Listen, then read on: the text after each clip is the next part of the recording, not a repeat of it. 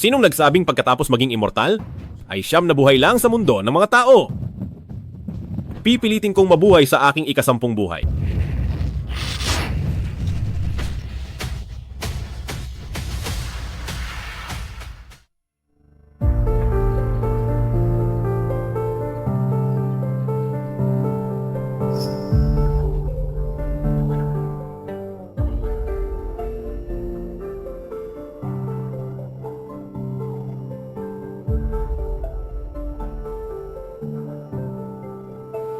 Tulungan niyo ako.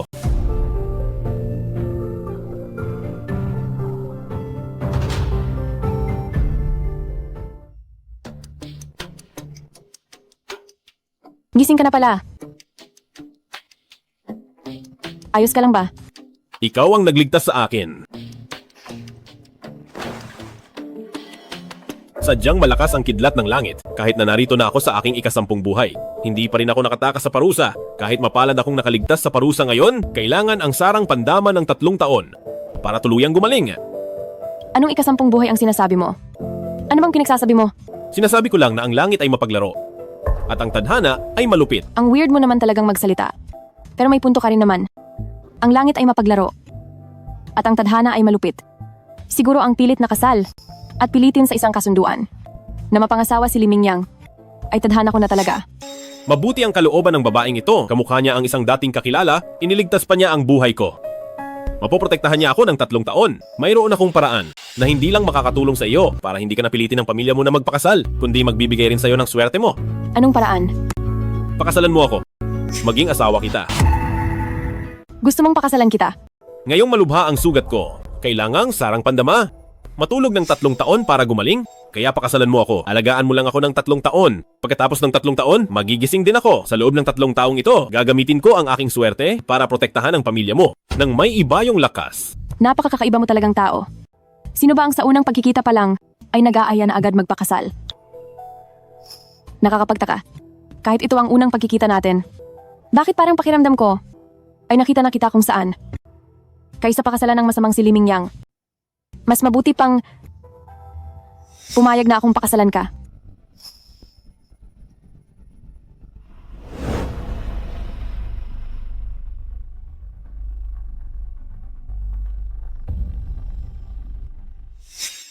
Saksi ang langit at lupa. Saksi ang araw at buwan. Ako si Zhao Bai. Ako si Shu Shuyan. Ngayong araw ay mag-asawa na tayo. Sumusumpa habang buhay.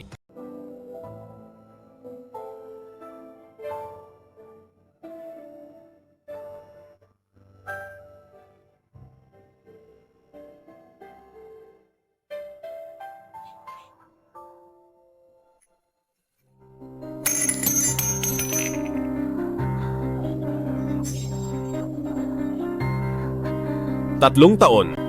Hintay mo ako ng 3 taon. Sa aking paggising, ibibigay ko sa iyo ang buhay na marangya.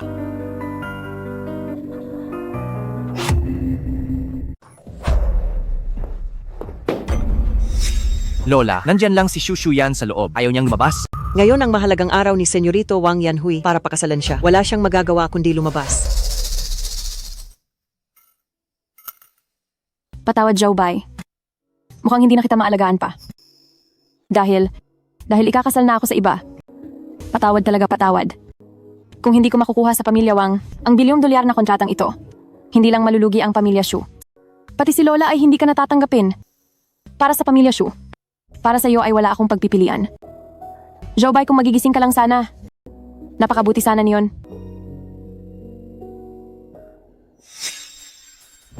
Shushu yan, hindi ba't sabi mo, pagkalipas ng 3 taon ngayon, magigising ang basurang ito. Tapos na ang 3 taon. Bakit hindi pa rin siya gising? Lola, maaari po bang bigyan niyo pa ako ng oras? Shushu yan. 3 taon na ang nakalipas. Para lang kalabanin ako, pinakasalan mo ang parang gulay na ito. Ngayon ay hindi ko papayagan na suwayin mo pa ako muli. Magsisimula na ang kasal, naghihintay na si Senyorito Wang sa hotel. Sumama ka na sa akin sa hotel ngayon din. Kung hindi, ipapautos ko agad kay Xiaoji na tanggalin ang oxygen ng basurang ito at hayaan siyang mamatay sa harap mo ngayon din. Wag niyo pong tanggalin. Papayag na akong magpakasal. Pero Lola, kailangang mangako kayo sa akin. Basta't pakasalan ko si Wang Yanhui, hahayaan niyo si Zhou Bai na magpagaling. Hindi mo pa lugar sa bahay na ito. Naturuan ako sa dapat kong gawin. Tara na. Lola. Lola. Alis na. Lola. Simula sa araw na ito, ayaw ko nang makita ang taong ito sa Jingzhou kailanman. Opo. Mga bro, tapusin na natin siya. Patawad, Joe Bai. Mukhang hindi na kita maalagaan pa. Ikakasal na ako sa iba. Kung hindi ko makukuha sa pamilya Wang, ang bilyong dolyar na kontratang ito, hindi lang malulugi ang pamilya Shu. Pati si Lola ay hindi ka natatanggapin. Para sa pamilya Shu, para sa iyo, wala akong pagpipilian.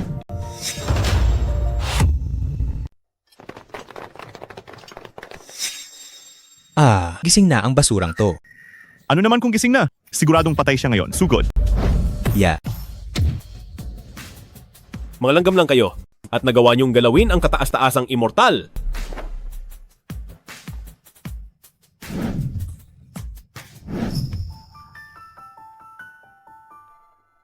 Hindi ko akalain na inalagaan niya talaga ako ng 3 taon. Ang lakas ng loob nilang agawin ang asawa ko. Napakalakas ng loob ng pamilya Wang.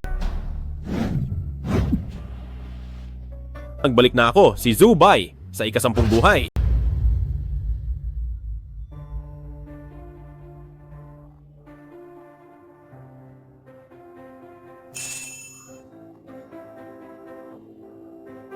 Kaluluway nagbalik na. 7 kaluluway buo na. Panginoon, nagpakita na siya. Panginoon, nagpakita na ang Panginoon. Ang guro. Ang ating kagalang-galang na guro ay narating na ang ika-10 buhay. Ipaalam sa lahat ng panig na sasalubungin ko ang guro sa gaganaping pagtitipon. Kung sino man sa inyo sa pagtitipon ang makakuha ng pabor ng guro ay tiyak na pag-angat ng isa at lahat ay damay. Sabihin na nating si Senyorito Wang ay mapabagsak ang pamilya Shu. Iyong laro ng pamilya Shu na nakatagong kaharian ng lungsod ng dragon ay sayang naman talaga. Oo nga, kasama ang mga tropa sa PK. Patay boss, level up, at loot. Sobrang saya talagang laruin ito. Talaga ba? Patingin nga. Hoy bata, ngayon ay kasal ni Senyorito Wang at ng pinakamaganda sa Jingzhou na si Binibining Shu. Bawal ang epal, hindi pwedeng pumasok dito. Kung matalino ka, lumayas ka na ng malayo. Gustong pakasalan ng asawa ko. May karapatan ba ang Wang na iyan?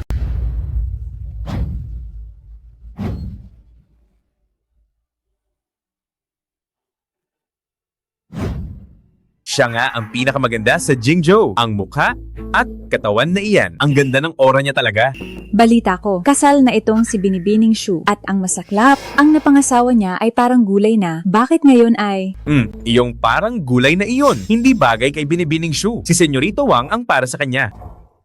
Hahaha Lola, sabi ni Senyorito Wang, kapag naikasal na siya kay Shu Shuyan, ang kontratang $1 billion ay ibibigay sa pamilya Shu. Hahaha, sa oras na iyon ang pamilya Shu ay tiyak na magiging tanyag na. Mabuti, mabuti. Itong si Shu Shuyan na pabigat. Ang pagpapakasal kay Senyorito Wang ay talagang tamang desisyon.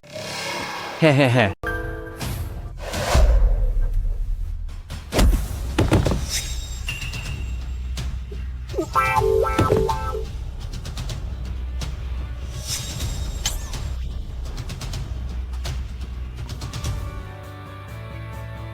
Tuloy ang laro. Sa akin ay uunlad ang pamilya Shu.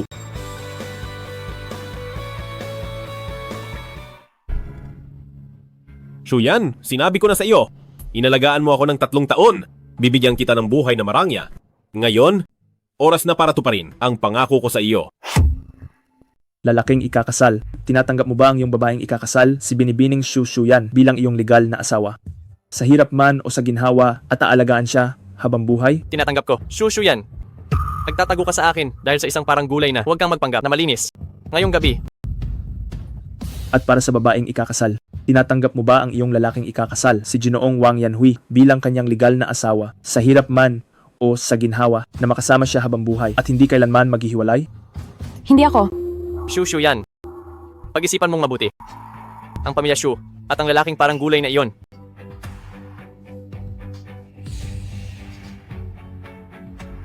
Zhao Bai. Patawad. Tinatanggap ko. Hindi ako pumapayag.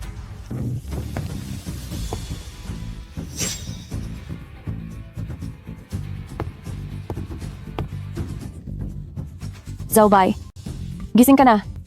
Shuyan, pasensya na sa hirap nitong 3 taon. Pero huwag kang mag-alala. Simula ngayon, wala nang makakaapi sa iyo. Ito ang paralisadong manugang ng pamilya Shu. Gising na siya. Mapaghiganti si Senyorito Wang. Nangahas ang taong ito na agawin ang kasal niya. Patay siya. Matandang Doña Shu, hindi ba't sabi mo ay parang gulay na siya? Ano ang nangyayari? Huwag mag-alala, Senyorito Wang. Ang matandang ito ay magbibigay sa iyo ng kasiyasyang sagot. Lola, dahil gising na si Zaobay, baka pwedeng... Ang isang taong parang gulay sa loob ng 3 taon, kahit gising na ay basura pa rin. Lola, ito ay... Dahil gising na ka, pirmahan mo na ang kasunduang ito para si Shuyan ay makasal kay Senyorito Wang ng malinis. Matandang Donya, sigurado ka ba? Bakit? Gusto mo pa bang manatili sa pamilya Shu? Tama, pinapayuhan kita. Sumunod ka na lang ng maayos, makipagdiborsyo ka na kay Shu Shuyan agad-agad. Baka sakaling palayain ka pa ni Senyorito Wang? Pamilya Wang ay walang halaga sa aking paningin. Isang basurang nakahiga sa kama. Sa loob ng 3 taon, nangangahas ka pang maliitin ang aking pamilya Wang? Ang pamilya Wang ay mayaman sa Jingzhou. Miyembro pa sila ng samahang komersyal ng Wanbao. Hawak nila ang Jingzhou at ang hindi mabilang na negosyo nito, samantalang ikaw ay umaasa lang sa pamilya Shu. Anong karapatan mong lumaban kay Senyorito Wang? Paulit-ulit mo akong tinatawag na basura. Sinasabing mas mababa ako sa pamilya Wang. Iyan ay dahil hindi mo alam ang aking pagkatao. Kung malalaman mo ang aking pagkatao, tiyak na igalang mo ako. No? Igalang ka. Hahaha, gaya ng Diyos, hahaha. Hoy, sa tingin ko nakahiga ka ng 3 taon, naging parang gulay na sa loob ng 3 taon. Masyadong malala ang epekto nito. Baka sira na rin ang utak mo, ang kapal ng mukha mo, para sabihin ng ganyang kalaking salita. Talagang nakakatawa, sobrang nakakatawa. Tao po, bilisan nyo at dalhin ang baliw na basurang ito sa ospital ng mga may sira sa ulo para hindi na siya magsalita ng kung ano-ano rito. Zaobay, huwag kang magsalita ng ganyan. Shuyan, Si Senyorito Wang, sinasabi ko ang totoo.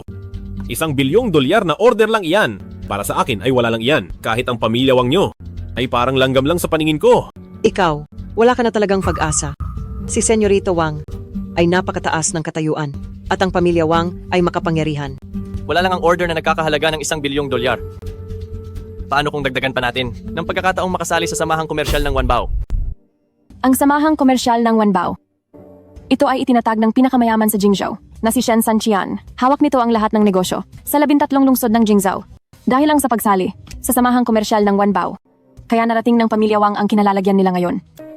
Shen Sanqian, hindi ko akalain na ang batang nag-aalaga ng mga ari-arian ko noon ay ganito nakagaling. Si Shen Sanqian ng samahang komersyal ng Wanbao. Alam mo ba, na kahit si Shen Sanqian kapag nakita ako, ay igagalang ako gaya ng Diyos. Sa isang salita ko lang ay kaya kong tanggalin ang pamilya Wang sa samahang komersyal ng Wanbao. Ang lakas ng loob mong magyabang. Matandang Donya, kapag nakarating ito sa pandinig ni Pangulong Shen, kahit ako, ay hindi maililigtas ang inyong pamilya, Shu. Shushu yan, gusto mo ba na akong matanda na? Ay lumuhod at magmakaawa sa iyo bago ka tumigil. Lola. Shuyan, sinabi ko na sa iyo noon, inalagaan mo ako ng 3 taon. Bibigyan kita ng buhay na marangya. Ngayon na ang oras para tuparin ang pangako ko. Wala ka namang pera, pero ang lakas mong magyabang. Dahil ang matandang Donya ay hindi naniniwala sa sinasabi ko. Ipapakita ko sa iyo ngayon, ang kayang ibigay ng pamilya Wang ay kaya ko ring ibigay. At ang hindi nila kayang ibigay, ay kaya ko pa ring ibigay.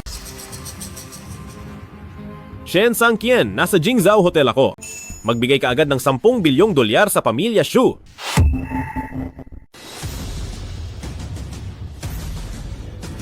Ay nako, bakit ang taas ng damage nito? Teka, tatawag ako ng backup. Paluluhurin ko kayong lahat sa akin. Lolo, bilhin mo na ang larong ito at ibigay mo sa akin. Shen Sanqian, nandito ako sa Jingzhou Hotel. Magbigay agad ng $10 billion sa pamilya Shu. Masusunod, Panginoon, magpadala agad ng $10 billion sa pamilya Shu. Maghanda rin ng mamahaling regalo at pumunta agad sa Jingzhou Hotel. Opo. Lolo, ang pamilya Shen natin ay ang pinakamalaking pamilya sa Jingzhou. At kayo ang pinakamayaman sa Jingzhou na may hawak sa 13 lungsod ng Jingzhou at sa lahat ng mga negosyo rito. Sino ba talaga ang Panginoon na sinasabi niyo? Ang yaman ng pinakamayaman sa Jingzhou at ang samahang komersyal ng Wanbao. Ang lahat ng ginagamit ni Lolo ngayon, ang lahat ng pera, posisyon at kayamanan ay galing lahat sa aking Panginoon. Alam mo na ba ngayon kung gaano siya kahalaga sa akin? Ang $10 billion para sa pamilya Su ay darating sa loob ng 5 minutes. Ang sasakyan ay... Tara na. Hahaha, $10 billion, alam mo ba kung gaano kalaki iyon? Nakakatawa talaga ang basurang ito. Hahaha, akala mo ba si Pangulong Shen ay tauhan mo lang? Ha, susunod ba siya sa lahat ng utos mo? Sa loob ng 5 minutes, ang $10 billion mula sa pamilya Shen ay papasok na sa Shu Group. Zhaobay, huwag kang magsalita ng ganyan. Bata, alam mo bang sinasabi mo? Si Pangulong Shen ay ang may hawak ng 13 lungsod ng Jingzhou. Isang makapangyarihang tao sa lahat ng negosyo. Habang ikaw na isang langgam. Ay ang kapal ng mukha mo. Naghahanap ka ba ng gulo? Zhaobay, naghahanap ka ng kamatayan. Huwag mong idamay ang pamilya Su. Ay oo nga pala, Senyorito Wang, ang basurang ito ay wala nang kinalaman sa aming pamilya Shu. Pinalayas na siya ni Lola. Kung mag-imbestiga si Pangulong Shen, sana'y tulungan niyo kami. Huwag kang mag-alala. Dalhin mo siya sa kama ko mamaya. At pagkatapos, tiyak na kakausapin ko si Pangulong Shen para sa inyo. Sige po. Malalaman mo rin mamaya kung gaano ka kakatwa ngayon. Sige ba? Tingnan natin ngayon kung sino talaga ang tunay na payaso. May 3 minuto pa. Pagkalipas ng 3 minuto, ang $10 bilyong kapag hindi ito dumating, papatayin kita ng kalunos-lunos. Zhaobay, umalis ka na agad. Hindi mo kaya ang pamilya Wang. Shuyan, huwag kang mag-alala. Sa mundong ito, walang sinuman ang hindi ko kaya. Nagmamayabang ka pa rin. Hindi mo yata alam ang panganib.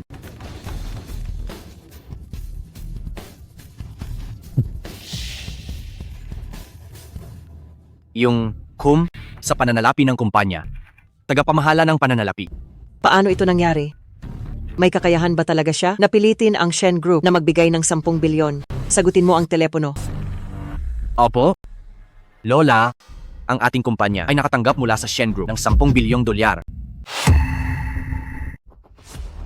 Matandang Donya, tiyak na may pagkakamali rito. Ang $10 bilyong na puhunan, kahit ang aming pamilya Wang, ay hindi kayang maglabas niyan. Lalo na ang basurang ito. Hindi kaya si Pangulong Shen, alam na si Senyorito Wang ngayon, ay ikakasal sa aming si Shuyan, kaya sadyang nagbigay ng malaking regalo sa pamilya Shu. Oo, tama. Ganoon nga iyon? Hindi ba, Senyorito Wang? Siyempre, bukod sa pamilya Wang, sa buong Jingzhou, sino pa ang may kakayahang ganyan? Napakakahangalan. Narito na si Pangulong Shen ng Samahang Komersyal ng Wanbao.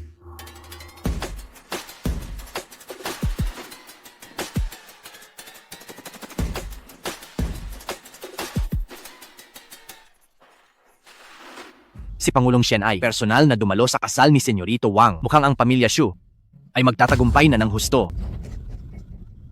Pangulong Shen, kayo ba ang nag-utos sa bigyan ng Shu Group ng $10 bilyong?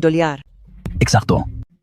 Lola, mukhang si Senyorito Wang nga ang gumawa ng paraan para rito. Nagpapasalamat ang matandang ito kay Senyorito Wang. Walang anuman. Pangulong Shen, may isang tao rito na paulit-ulit na walang galang sa inyo. Sinabi niya, pagdating ninyo rito, hindi lang kayo susunod sa kanya, kundi kailangan nyo pang lumuhod, ituring siyang Panginoon at sambahin bilang Diyos. Ang taong ito iyon. Hindi lang iyon, sinabi rin niya na kung gusto niya maging si Binibining Shen ay kusang loob ninyong ibibigay. Nako, Pangulong Shen, ang harapin ng ganitong tao ay hindi karapat-dapat sa inyo. Handa po akong gawin ito para sa inyo. Hey. Teka, Binibining Shen, hindi ba't nagkamali kayo ng sinaktan? Siya ang lumapastangan sa inyo. Binibining Shen, saksi ako. Ang lalaking ito ay hindi lang naging bastos sa inyo, kundi minaliit pa si Pangulong Shen. Iminumungkahi kong iutos niyo agad na baliin ang kanyang mga kamay at paa bilang babala sa lahat. Magsitabi kayong lahat. Tapos ka na, bata. Si Pangulong Shen na mismo ang kikilos. Kahit ang pinakamataas na Diyos pa ang dumating, hindi ka na maililigtas? Pangulong Shen, ang asawa ko ay nakoma ng 3 taon at kamakailan lang nagising. Hindi pa malinaw ang kanyang isip. Huwag niyo na po siyang patulan.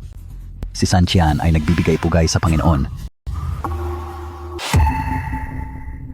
Nagbibigay pugay si Sanchian, Panginoon. Anong nangyayari rito? Si Pangulong Shen ang pinakamayaman sa Jingzhou. Bakit siya lumuluhod sa basurang ito? At tinatawag pa siyang Panginoon. Pangulong Shen, ang basurang ito ay ang paralisadong manugang ng pamilya Shu. Kayo, baka po nagkakamali lang kayo ng tao. Sino ka sa akala mo? Para bastusin si Junoong Zhou. Binibining Shen, totoo ang sinasabi ko. Ang basurang ito ay hindi isang makapangyarihang tao. Siya ay isa lamang manugang sa bahay. Lapastangan. Kapag binastos mo pa si Junoong Zhou ng kahit isang salita, puputulin ko ang dila mo. Ginoong Zhou, pahintulutan niyo si Sanchian na ayusin ito. Ibigay ang utos. Tanggalin agad ang pamilya Wang sa samahang komersyal ng Wanbao. Kansilahin ang lahat ng kanilang puhunan sa 13 lungsod ng Jingzhou. Kung may makikipagtulungan pa sa pamilya Wang, ito ay kawalang galang kay Shen Sanchian at sa samahang komersyal ng Wanbao. Pangulong Shen. Pangulong Shen, patawad po. Bigyan niyo pa ako ng pagkakataon. Magbabago na po ako. Pangulong Shen, patawad po. Ginoong Zhao, nasisiyahan ba kayo sa kinalabasan? Joe Bai, humingi na ako ng tawad. Talaga bang gusto mo na magkaroon tayo ng ubusan ng lakas? Ubusan ng lakas. Hindi ka karapat-dapat. Mukhang masyadong magaan ang parusa ko. Baliin ang kanyang mga kamay at paa at tanggalin ang kanyang dila. Gusto kong habang buhay niyang tandaan ang araw na ito.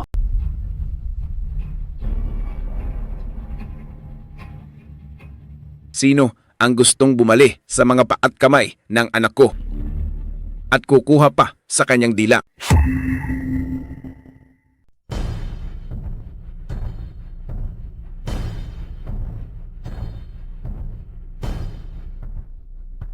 Tay, tapos na ang pamilya Wang. Sinong nagsabing tapos na tayo?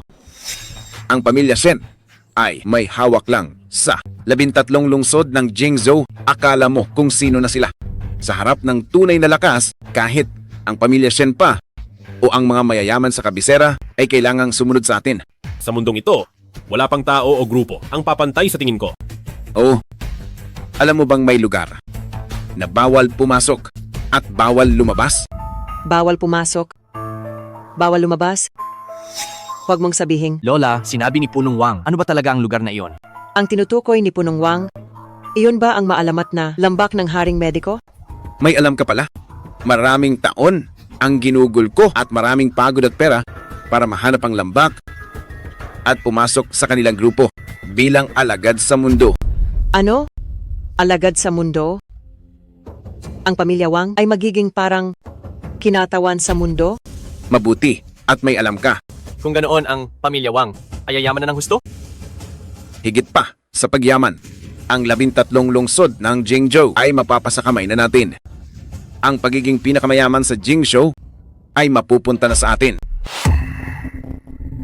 Itong lambak ng Haring Mediko, anong klaseng lugar ito? Ang lambak ng Haring Mediko ay itinatag ni Haring Mediko Li Changqing. Sinasabing ang kamahalang Haring Mediko ay may kakayahang buhay muli ang mga patay. Kahit ang mga mayayamang pamilya sa kabisera ay may malaking respeto sa kanya. Nag-aalok sila ng $10,000 para lang magkaroon ng pagkakataon na matulungan sila ng Haring Mediko. Kawili-wili? Sino ang mag-aakalang ang dating katulong sa medisina sa tabi ko ay lalaki ng ganito? Joe Bai, kahit na, kilala mo si Shen Sanchian? Ano ngayon? Nasa likod ng pamilya Wang ang lambak ng Haring Mediko. Paano ka lalaban sa akin? Paano ka lalaban sa pamilya Wang? Mas mabuting umasa sa sarili. Ako na ngayon ay isang alagad sa mundo ng lambak at kinatawan ng Haring Mediko sa mundo. Ang paghamak sa pamilya Wang ay paghamak sa lambak ng Haring Mediko. Dahil sa lambak ng Haring Mediko, ang pamilya Wang ngayon ay talagang magtatagumpay na. Hindi lang yan. Hawak nila ang sining ng buhay at patay. Si Punong Wang ay isa ring alagad sa mundo. Kaya sa mga susunod na araw, ang mga opisyal na hihingi ng tulong ay siguradong pipila sa pintuan ng pamilya Wang. Ibig bang sabihin ang buong 13 lungsod ng Jingzhou ay kailangang sumunod na sa pamilya Wang? Ha ha ha ha. Bata, ikaw ba ang nagsabing babaliin mo ang mga kamay at paa ng anak ko at puputulin ang dila niya? Ikaw nga ba yon? Punong Wang, huwag mo na sanang patulan si Joe Bai. Isang hamak na alagad sa mundo lang at nagagawa mo pang sumigaw sa harap ko. Bata, nangangahas ka bang hamakin ng lambak? Kahit ang nagtatag ng bus, lambak na si Li Changqing. Sa paningin ko ay nakatikim lang ng ilang gamot at bahagyang may alam. Isa lang siyang baguhan sa medisina. At tungkol naman sa iyo. Zhao Bai, napakawalang galang mo sa Panginoon ng lambak. Humanda ka na sa kamatayan. Ang basurang ito, nagawa pang magyabang sa harap ng kinatawan ng Haring Mediko sa mundo. Karapat-dapat lang siyang mamatay. Joe Bai, maaari bang tumahimik ka na lang? Shuyan, totoo ang lahat ng sinasabi ko. Ano na, bata, pagkatapos magyabang ay magtatago ka sa likod ng isang babae at hindi na makahinga ng maayos. Paano kung sabihin ko sa iyo na kahit ang pamilya mula sa kabisera na si Senyorita Ye ay personal na pumunta sa Jingzhou para magpagamot ng kanyang sakit? Hindi ka ba manginginig sa sobrang takot? Ito ba ang maalamat na pamilya Ye na protektado ng immortal? Tama. Protektado ng immortal. Basura. Narinig mo ba? Sa likod ng pamilya Ye ng kabisera ay may proteksyon ng immortal. Kumpara sa pamilya Ye, ang pamilya Shen at samahang komersyal ng Wanbao ay walang binatbat. Ang pamilya Ye ay magdaraos ng pribadong piging sa Jingzhou. Bukas kapag napagaling ko na ang sakit ni Senyorita Ye, hindi lang tayo mapapalapit sa kanila, baka magkaroon pa ng pagkakataon na makuha ang maalamat na sining ng buhay na walang hanggan, na tanging immortal lang ang nakakaalam. Sining ng buhay na walang hanggan. Hindi iyan nalalayo sa sining ng buhay at patay, nagawa ng isang immortal. At makukuha ng pamilya Wang ang dalawa. Sa buong 13 lungsod ng Jingzhou, wala ng pamilya ang maglalakas loob na bastusin tayo habang gusto pa siya ng anak ko. Bukas ay kusa niyo siyang dalhin sa kama ng anak ko at mapapatawad ko kayo. Kung hindi ay lagot kayo. Exushu yan. Bumalik ka at mag-isip kung ano ang pipiliin mo tungkol naman sa kanya. Magdasal ka na lang na maganda ang mood ko para mamatay siyang buo. Nakasalalay sa iyo ang pamilya Shu. Ha ha ha ha.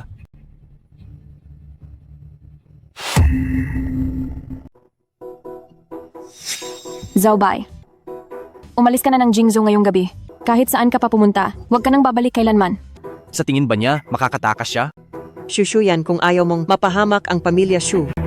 Layuan mo ang basurang iyan. Humingi ka agad ng tawad kay Senyorito Wang. Sumama ka sa akin. Bilisan mo.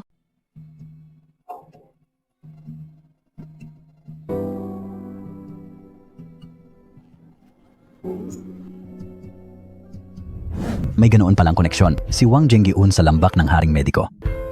Matagal nang itinatag ang lambak gamit ang galing ni Haring Mediko Li Changqing.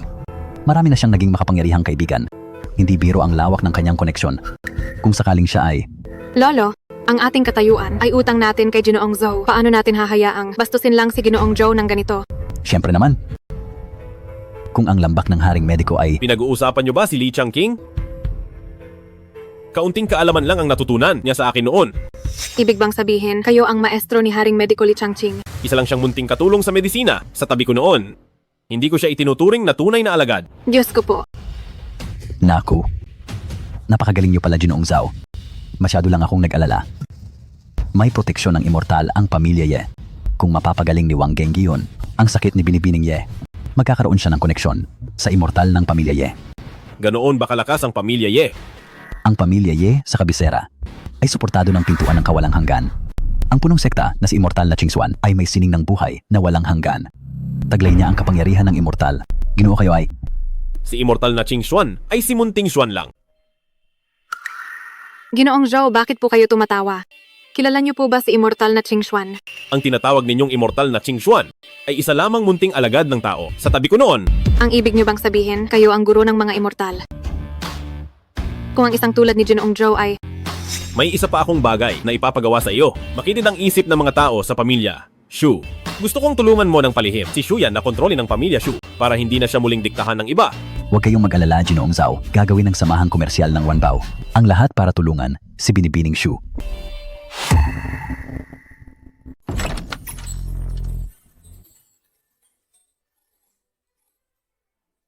Ito ba ang lakas ng siglong pamilya sa kabisera? Isang maliit na pribadong piging, ngunit nagtipon ng maraming makapangyarihan sa Jingzhou.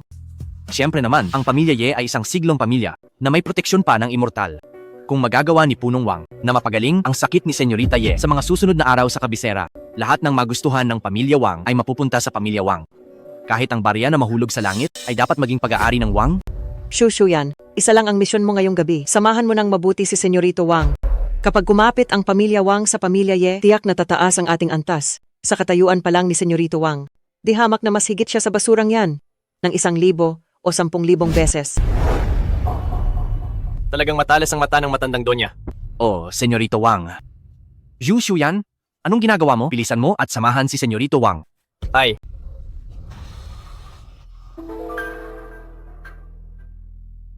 Matandang donya Shu. Ah, hindi. Lola, huwag kayong mag-alala. Nako, sisiguraduhin kong agad kang magkakaroon ng apo sa tuhod. Nahihiya siya. Lola, narinig mo ba? Kayo ay magiging lola sa tuhod na agad.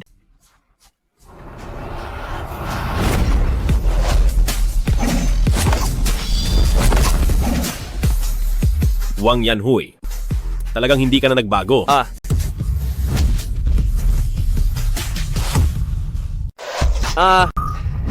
Ikaw na walang kwentang tao. Binali mo ang braso ni Senyorito Wang. Bilis, paghiwalayin niyo sila. Bilisan niyo. Jobai, ikaw na walang kwenta. Hindi mo pwedeng kalabanin ang pamilya Wang. Bitawan mo agad si Senyorito Wang. Talaga ba? Kung ganoon ay susubukan ko. Jobai, huwag.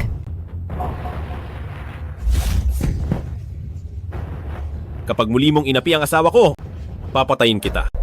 Walang kwentang manugang ng Su. Sino ang nagbigay sa iyo ng lakas ng loob na kausapin ang anak ni Wang Gengyun ng ganyan? Ganoon ba?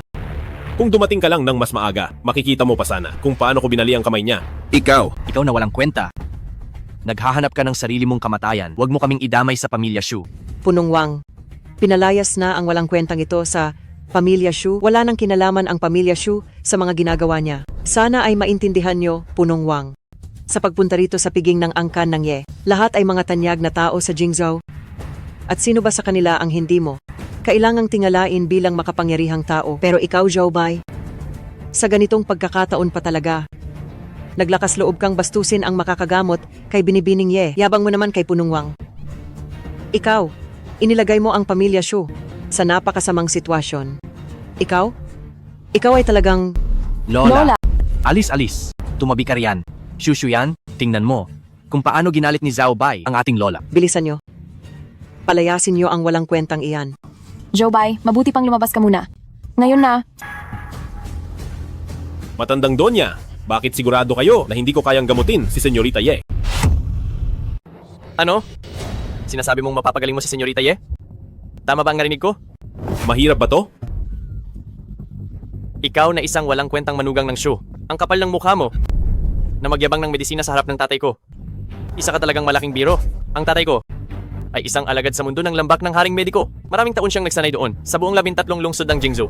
Bukod sa tatay ko, sino pa ba ang may kakayahan na gamutin si Binibining Ye? Ha? At tungkol naman sa'yo, isang taong nakahiga lang sa kama na parang gulay na sa loob ng 3 taon ay may ganap ang kutyain ng tatay ko. Mukhang wala kang respeto sa lambak ng haring mediko at sa kamahalang haring mediko. Jobai, tumahimik ka na lang. Kapag kinalaban mo ang lambak ng haring mediko, kahit si Pangulong Shen pa, ay hindi ka maililigtas. Lambak ng haring mediko. Kahit si Li Changqing pa ang pumunta rito, kailangang lumuhod niya sa harap ko para linisin ang grupo at burahin ang pamilya Wang sa Jingzhou. Ang kawalan ng galang sa kamahalang haring mediko ay hindi mapapatawad. Sino ba sa tingin mo ang kamahalan? Naaalala ko pa, noong nagsasanay pa ako sa lambak ng haring mediko. Nakita ko mismo kung ilang mayayaman at makapangyarihan ang nagdala ng mga mamahaling regalo at lumuhod ng matagal para lang makita ang kamahalang haring mediko habang ikaw na walang kwentang manugang ng Shu. Yabang mo naman na insultuhin ang kamahalang haring mediko. Naghahanap ka yata ng kamatayan. Anong nangyayari? Bakit galit na galit si Punong Wang?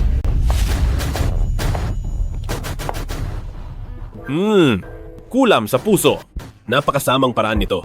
Binibining Ye, kinuwestiyon muna niya ang galing ng tatay ko. Tapos ay binastos ang kamahalang haring mediko. Sinabi pa niya, napaluluhurin niya ang kamahalang haring mediko. Wala talaga siyang galang. Paalisin na sana namin. Siya rito ngayon din. Si Punong Wang, ang kinatawan ng lambak sa mundo ng mga tao. At isa ring alagad sa mundo ng lambak. Naghanda ako ng piging dito sa Jingzhou para sana hilingin kay Punong Wang. O sa sinumang may kakayahan, nagamutin ang aking sakit. Kung kinukwestiyon mo ang galing ni Punong Wang, marahil ay marunong ka rin sa medisina. Binibining Ye, huwag po kayong maniniwala sa mga kasinungalingan ng basurang ito. Isa lang siyang walang kwentang manugang ng Shu. Maging siya mismo ay nakahiga lang sa kama ng 3 taon at naging parang gulay na. Kung marunong siya sa medisina, pati ang aso naming si Wang Kai ay tatawa ng 3 araw. Sinong nagsabing hindi? Bata, wala rito si Binibining Ye kanina, kaya ayos lang na magpanggap ka. Pero ngayong narito na siya, nagagawa mo pa rin magkunwari. Talaga bang wala kang galang sa kanya at sa pamilya Ye? Kung talagang marunong ka sa medisina, bakit hindi mo ilarawan ang sakit ko? May sakit si Binibining Ye, pero hindi niya kailanman sinabi ang mga detalye nito. Zubay, kung hindi mo ito masasagot, ibig sabihin ay nagsisinungaling ka lang. Wala kang galang sa pamilya Ye, sa lambak ng haring mediko at sa mismong haring mediko. Dapat kang mamatay sa kasalanan mo. Tama, kamatayan lang ang tanging paraan para mabayaran mo ng bahagya ang mga kasalanan ginawa mo. May lakas ng loob ang taong ito. Ang hindi ko lang alam, kung may kakayahan ba talaga siya o nagpapakitang gilas lang. Jobai, kaya mo ba talaga ito? Isa lang siyang inutil. Ano ang makikita niya? Binibining Ye, hindi ba't madalas ay sumasakit ang iyong dibdib. At sa tuwing aatake ito, ay sobrang hapdi at hirap na parang gusto mo nang mamatay. Binibining Ye, tama ba ang sinabi ni Jobai? Oo. Sinwerte lang ang hangal na iyan. Nakachamba lang siya ng kaunti. Akala niya ay magaling na siya. Hindi biro ang paggamot sa tao kapag nagkamali at nagkagulo. Mapapahamak lang ang lahat. Tama. Inutil. Alam mo ba kung paano gagamutin? Para sa kanya, baka imposible itong gawin. Pero para sa akin, napakadali lang nito. Napakadali lang. Ang paggamot sa tao ay hindi laro ng bata. Hindi sapat ang swerte lang. Kapag nagkamali, may mamamatay. Si Binibining Ye ay mahalaga. Paano ka hahayaan ng isang hamak? Nagamutin siya? Paano kung magkamali? Kaya mo ba talaga? Kung puro ka lang salita. Wag mo akong sisisihin. Kung hindi ko igalang si Binibining Shu, Binibining Ye, napakahalaga nyo. Paano kung... edi patayin siya. Binibining Ye, huwag kang magpapalin lang sa kanya. Siya ay 3 taon nang nakahiga at parang gulay na. Ano bang alam niya sa medisina? Habang si Punong Wang ay bihasa sa lambak ng haring mediko. Sa mundong ito, ang makakagamot sa inyo ay walang iba kundi si Punong Wang. Binibini, bakit hindi muna natin pasubukin si Punong Wang? Sige. Hindi niya kaya ang sakit mo. Bata, anong pinagsasabi mo? Ang tatay ko ay galing sa lambak ng haring mediko. Sa mundong ito, ano pa ba? Ang sakit na hindi niya kayang gamutin? Tama. Libo-libo ang sakit sa mundo. Pero ang makakatalo sa akin ay wala pa halos. Espesyal ang kaso ni Binibining Ye. Kahit alagad ka pa sa mundo ng lambak ng haring mediko, kahit si Li Changqing pa ang pumunta rito, hindi niya rin ito mapapagaling. Bata, itigil mo ang pananakot mo rito. Napakataas ng katayuan ng kamahalang haring mediko. Ang isang hamak na tulad mo ay walang karapatang magsalita. Tama, hindi lang mahusay sa medisina ang kamahalang haring mediko, kundi hawak din niya ang sining ng buhay at patay para buhayin muli ang sinuman. Kung pati siya ay hindi makakagamot, sino pa sa buong mundo ang makakapagpagaling kay Binibining Ye? Ikaw na walang silbi, huwag ka nang gumawa ng gulo rito. Sa sinasabi mo, parang wala nang sino man sa mundong ito ang makakagamot sa sakit ni Binibining Ye. Tama ang matandang Donya. Ang mga sintomas ni Binibining Ye ay talagang wala ng lunas sa mundong ito.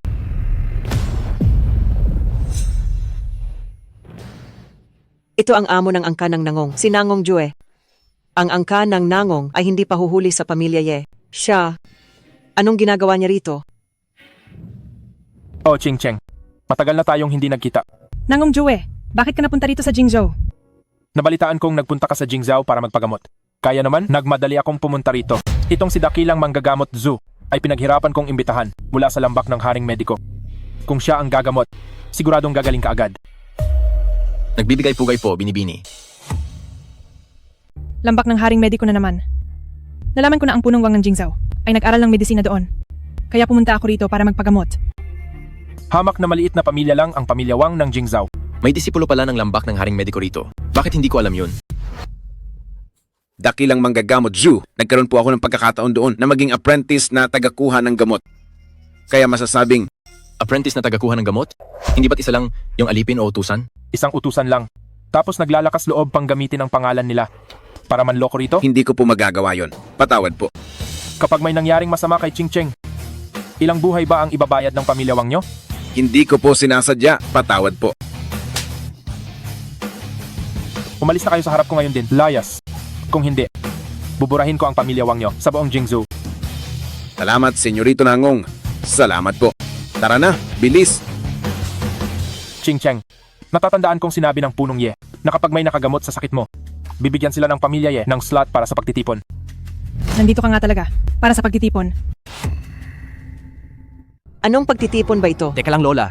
Ano ba itong pagtitipon? Ang pagtitipon ay mula sa pinakamalakas na pintuan ng kawalang hanggan na ginagawa tuwing 10 taon para sa mga pinakamagagaling na tao na mapipili ng pintuan ng kawalang hanggan upang makapasok doon at pag-aralan ang sining ng buhay na walang hanggan. Ang salitang pagtitipon ay nagmula mismo rito. Ayos ka, matandang Donya. Marami ka palang alam. Pero huli ka na sa balita. Sa pagtitipon na ito, bukod sa pagpili ng henyo, may isang makapangyarihang tao na darating ngayong araw. Makapangyarihang tao. Sino ang karapat-dapat tawaging ganyan ng isang senyorito Nangong? Tungkol diyan, hindi mo na kailangang malaman. Ang dapat mo lang malaman ay kung sino ang magugustuhan niya ay agad na magtatagumpay. Ito ang tunay na pag-angat ng isa at lahat ay damay. Kaya pala ang pamilya Wang at senyorito Nangong ay ginagawa ang lahat para kay Binibining Ye. Hindi ko akalain na ang pamilya Ye ay gagamit ng slot sa pagtitipon bilang bayad. Ako naman ay nakakuha na ng slot para sa pagtitipon na ito. Pumunta ako rito para lang kay Ching Cheng. Senyorito Nangong, dahil naimbitahan niyo mula sa lambak si Dakilang Manggagamot Zhu, Siguradong gagaling si Binibining Ye. Baka naman po maaari ninyong ibigay ang isa pang slot sa pagtitipon sa aming Pamilya Shu. Ibibigay sa pamilya Shu nyo? Opo, total may isa pa naman kayong slot. Dahil sa galing ninyong mambola sa akin. Maaari ko itong ibigay sa inyo. Pero ang slot na ito ay napakahalaga, kaya hindi ito libre. Pero,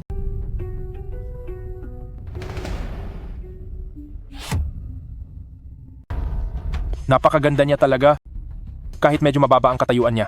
Pero kung magiging pangalawang asawa ko siya, siguro ay sapat na rin siya. Senyorito Nangong, nagustuhan niyo ang aming Shuyan. Hindi lang bilang pangalawang asawa, kahit maging alipin o katulong pa. Isang malaking karangalan iyon para sa kanya. Senyorito Nangong, may asawa na po ako. Senyorito Nangong, huwag niyo siyang pakinggan. Ang basurang ito matagal nang hindi manugang ng Pamilya Shu. Shuyan, bilisan mo. Paglingkuran mo si Senyorito Nangong. Shuyan, mag-isip kang mabuti. Ang mapansin ni Senyorito Nangong ay pangarap ng maraming babae, isang bagay na hinahangad nila. Huwag kang maging mapagmataas. Hay, mahusay talaga kayong dalawa. Sa hinaharap, hindi ko kayo pababayaan. Alisin mo ang marumi mong kamay. Tingin ko ang slot sa pagtitipon ay ayaw nyo na yatang makuha. Ikaw na basurang lalaki. Hindi mo pa ba sapat na napahamak ang aming Shuyan? Matandang donya, ang ibigay si Shuyan sa kanya ay parang pagtulak sa kanya sa impyerno. Senyorito Nangong, hindi nyo po alam na ang taong ito na walang alam sa medisina ay pinilit gamutin si Senyorita Ye at sinabi pa niya na ang sakit ni Senyorita Ye ay walang makakagamot at wala ng lunas. Ang lakas ng loob mong mandaya rito. Sino ka sa akala mo? Ako ang tinatawag mong makapangyarihang tao. Walang ito. Basura, baliw ka na talaga. Ang makapangyarihang tao na pinili ni Senyorito Nangong ay isang nilalang na higit sa lahat. Anong karapatan mong magpanggap bilang siya? Kahit ang aming pamilya Nangong at ang pamilya Ye sa mata ng makapangyarihang tao na iyon ay walang halaga. Ang isang langgam na tulad mo, mukhang gusto mo nang mamatay. Hindi lang iyon, Senyorito Nangong. Sinabi rin niya na kahit si Haring Medico Li Changqing mismo ay hindi mapapagaling ang Senyorita Ye. Akala ko ay isa kang hamak na manloloko pero hindi ko inaasahan na isa ka palang baliw. Hahaha. Itong si Dakilang Manggagamot Zoo ay alagad ng kamahalang Haring Mediko. Nakuha niya ang tunay na turo, pati na ang sining ng buhay at patay. Tama. Hanggat narito ako, masisiguro kong ligtas si Binibining Ye. Kahit si Li Changqing ay hindi masabi na bihasa siya sa sining ng buhay at patay. Tapos ikaw ay nagmamayabang. Kahit hindi ko pa nakuha ang lahat ng turo ng aking guro, ang paggamot sa sakit ni Binibining Ye ay madali lang para sa akin. Bakit ka tumatawa? Pinagtatawanan ko ang iyong kamangmangan, ang iyong kawalang alam, ang iyong pagiging hangal na parang baboy, at ang iyong pagbaliwala sa buhay. Ang lakas ng loob mong bastusin ng Dakilang Manggagamot Zoo. Huwag lang siya. Kahit si Li Changqing ay mumurahin ko. Nangahas kang insultuhin ang aking guro. Gusto mo na bang mamatay? Naniniwala ka ba? Sa isang salita ko lang, ay mapapaluhod ko ang mataas na Haring Mediko Li Changqing nang maayos sa harap ko at kikilalanin akong Panginoon.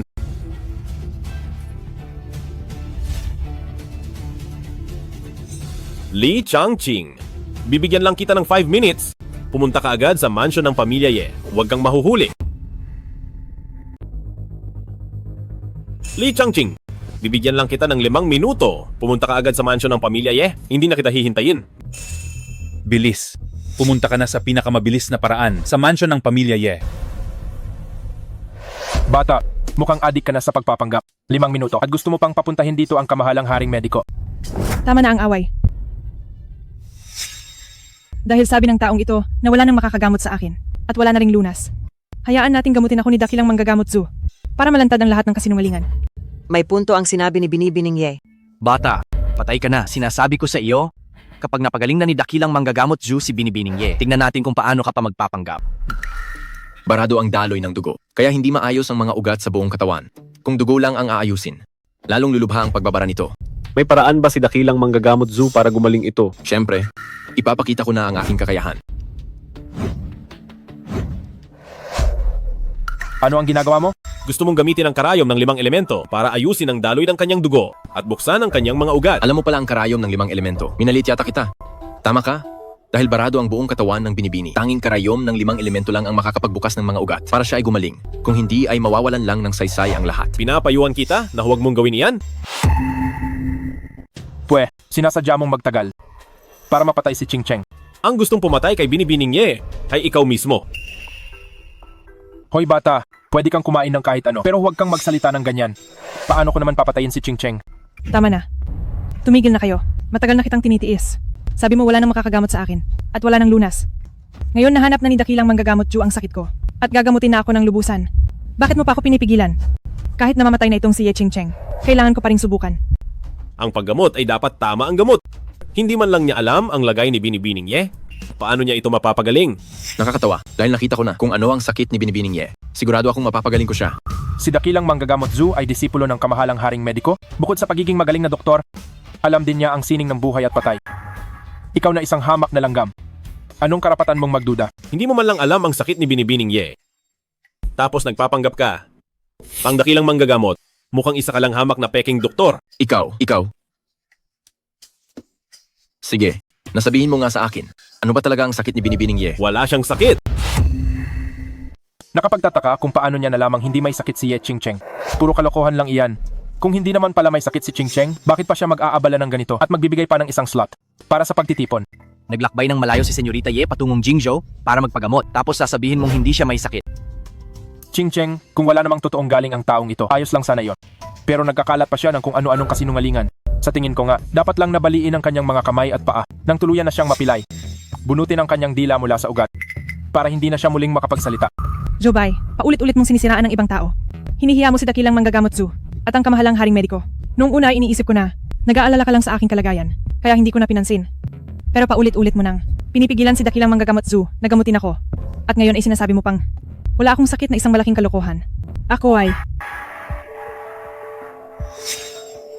Ay, Binibining Ye, mag-ingat ka. Binibining Shu, hindi mabuting tao si Jobay. Pinapayuhan kitang lumayo sa kanya. Ako. Nasabi ko na, ang lahat ng dapat kong sabihin, nasa sa inyo na kung maniniwala kayo, kung may mangyaring masama kay Binibining Ye, lahat kayo ay magiging kasabwat. Mga mamamatay taong walang awa sa buhay. Nakikiusap po kami, Dakilang Manggagamot Zu, na pagalingin ang sakit ng aming senyorita. Nakikiusap po ako, Dakilang Manggagamot Zu. Sige, huwag mong sabihing hindi kita binalaan. Iisa lang ang buhay natin. Kapag may mangyaring masama kay Binibining Ye, hindi lang siya ang mamamatay, kundi mananagot ka rin sa mangyayari. Ngayon, ay ipapakita ko sa iyo na may mas magaling pa sa iyo at may mas mataas pa sa kinalalagyan mo.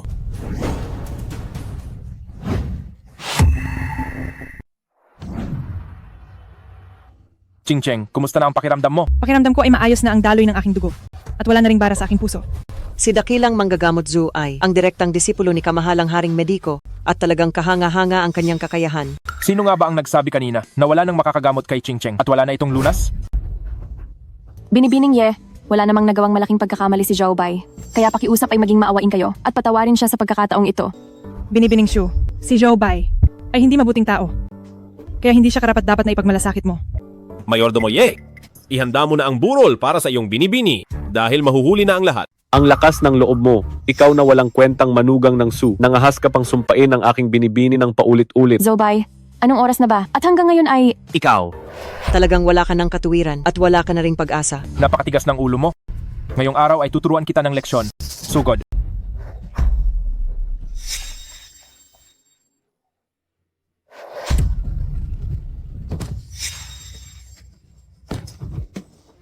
Mukhang marunong ka lumaban, pero minalas ka dahil ako ang nakatapat mo? Kung hindi nagkakamali ang matandang ito, ang pamilya Nangong ay isang pamilya ng mga mandirigma at si Punong Nangong ay isang kilalang eksperto.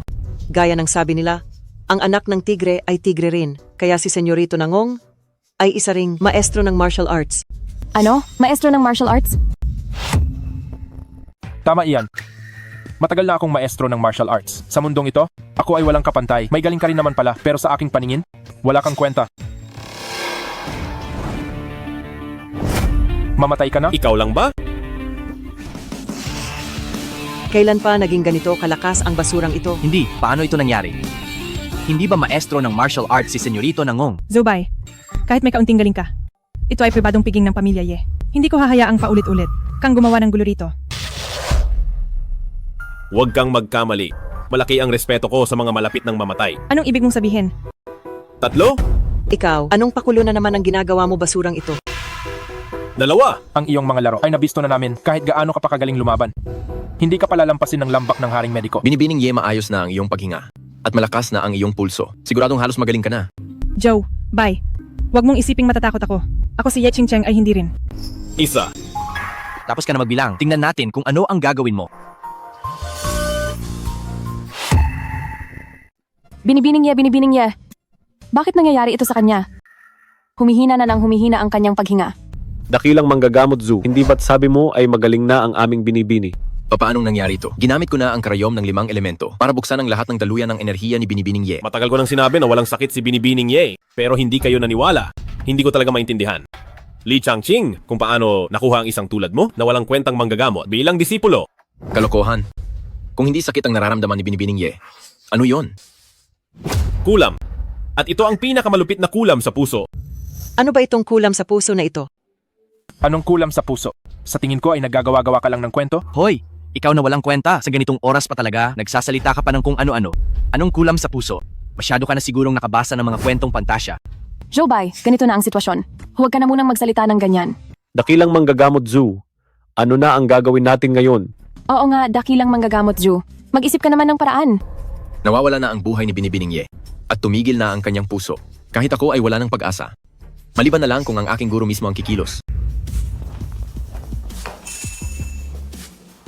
Guro, narito na tayo sa mansyon ng pamilya Ye. Tama, dito nga iyon. Narito ang Panginoon. Li Changqing. Kahit dumating pa siya, ay wala ring silbi. Kalokohan mo. Ang guro ay may hawak ng sining ng buhay at patay. May kapangyarihang higit sa langit. Ang haring mediko ng lambak. Narito na si Li Changqing.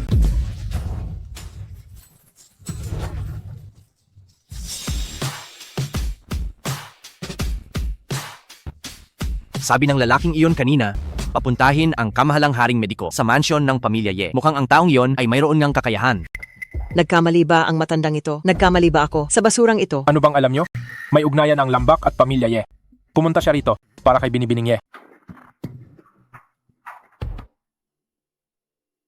Nagbibigay pugay ang disipulo sa maestro. Kamahalang haring mediko, biglang nagkasakit ang aming binibini. Sana ay tulungan niyo siya. Narito ako ngayon para salubungin ang pagbabalik ng Panginoon. Hindi ako maaaring magkamali.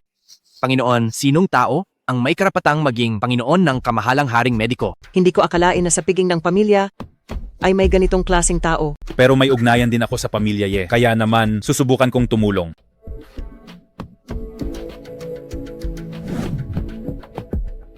Wala nang hininga ang senyorita Ye. Maililigtas pa ba siya? Kapag ang kamahalang haring mediko ang kumilos, kahit may mangyari pa kay Binibining Ye, ay kaya niya itong buhayin muli. Kamahalang haring mediko ang aming binibini. Wala na siyang buhay, wala na ring pulso. Tama nga ang hula niya. Hindi nga ba talaga may sakit si Binibining Ye? Ito ay kulam sa puso. Anong klaseng kulam? Ang sinasabi niyo ay ang pinakamalupit na kulam sa puso. Kamahalang haring mediko, kayo ay dakilang manggagamot. Siguradong mapapagaling nyo ang sakit ng aming binibini, di ba? Kahit ang kamahalang haring mediko ay walang magawa. Totoo nga ba ang sinabi ni Jobai? Paano itong nangyari? Hawak ng kamahalang haring mediko ang sining ng buhaying muli. Paanong hindi siya maliligtas? Ang mga karaniwang kulam para sa akin ay hindi problema. Ngunit ang kulam sa puso na ito ang pinakamalupit sa lahat. Itong kulam sa puso ay wala talagang lunas. Maliban na lang. Maliban sa ano? Maliban na lang kung ang Panginoon mismo ang kikilos. Ang inyong Panginoon? Tama. Ang Panginoon ay higit sa lahat ng sining at may kapangyarihang langit. Ang aking mga munting kakayahan kumpara sa aking Panginoon ay parang alitap-tap laban sa buwan. Hindi man lang ito sulit banggitin, basta't ang Panginoon ang kikilos. Sa tingin ko si Binibining Ye ay tiyak na buhaying muli. Kamahalang haring mediko, maaari bang malaman kung sino ang inyong Panginoon? Oo nga, kamahalang haring mediko, ang sinasabi ninyong Panginoon ay narito sa piging ng pamilya Ye. Nasaan ba talaga siya? Nandito lang ako.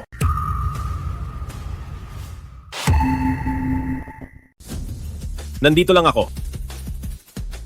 Ikaw na basura ka? Nandito na ang kamahalang haring mediko? Nagpapanggap ka pa rin? Gusto mo bang mamatay? Kamahalang haring mediko, ang taong ito ay masyadong mayabang. Minaliit niya kayo at ang lambak ng haring mediko, sinabing walang kwenta ang inyong medisina, gusto niyang paluhurin kayo at kilalanin siyang Panginoon. Ang paghamak niya sa haring mediko ay isang kasalanang hindi mapapatawad. Pakiusap patayin niyo siya para sa dangal ng lambak ng haring mediko. Si Fu, pakiusap patayin ang taong ito para sa dangal ng ating lambak ng haring mediko. Sampalin siya. Bata, kinalaban mo ang lambak at ang kamahalang haring mediko? Patay ka na, ha ha ha. Teka. Dalawa kong junior. Nagkakamali ba kayo? Dapat siyang sinasampal nyo? Tama ka, mahalang haring mediko. May mali ba rito? Bilang batang pinununangong, tinitiyak ko na totoo ang bawat salitang sinabi ko.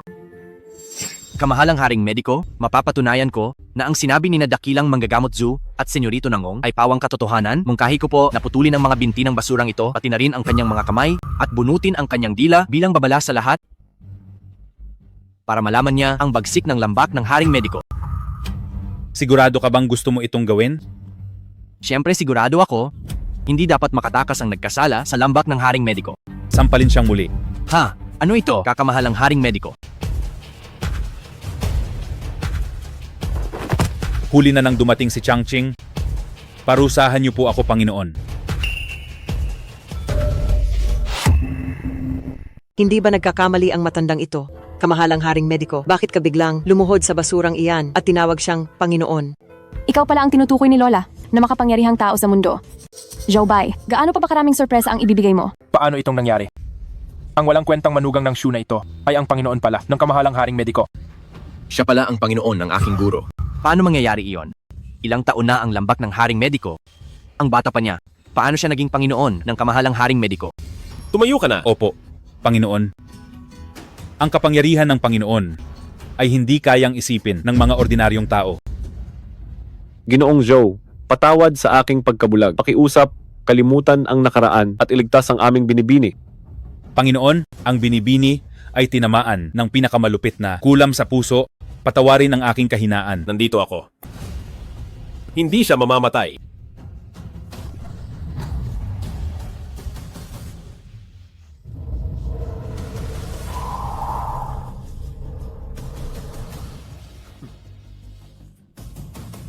Zhou Bai, ayos ka lang ba?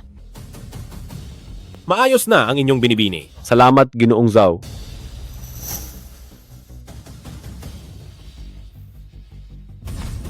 Zhou Bai, mag-ingat ka.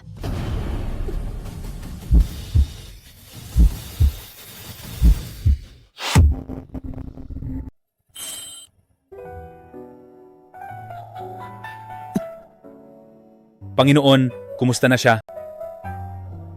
Sa mundong ito, bakit may sugat ang Panginoon na hindi kayang gamutin? Hindi sa hindi ko ito kayang gamutin, kundi dahil Dakilang ninuno, si Binibining Ye ng pamilya Ye ay nais kayong makita. Paalisin siya.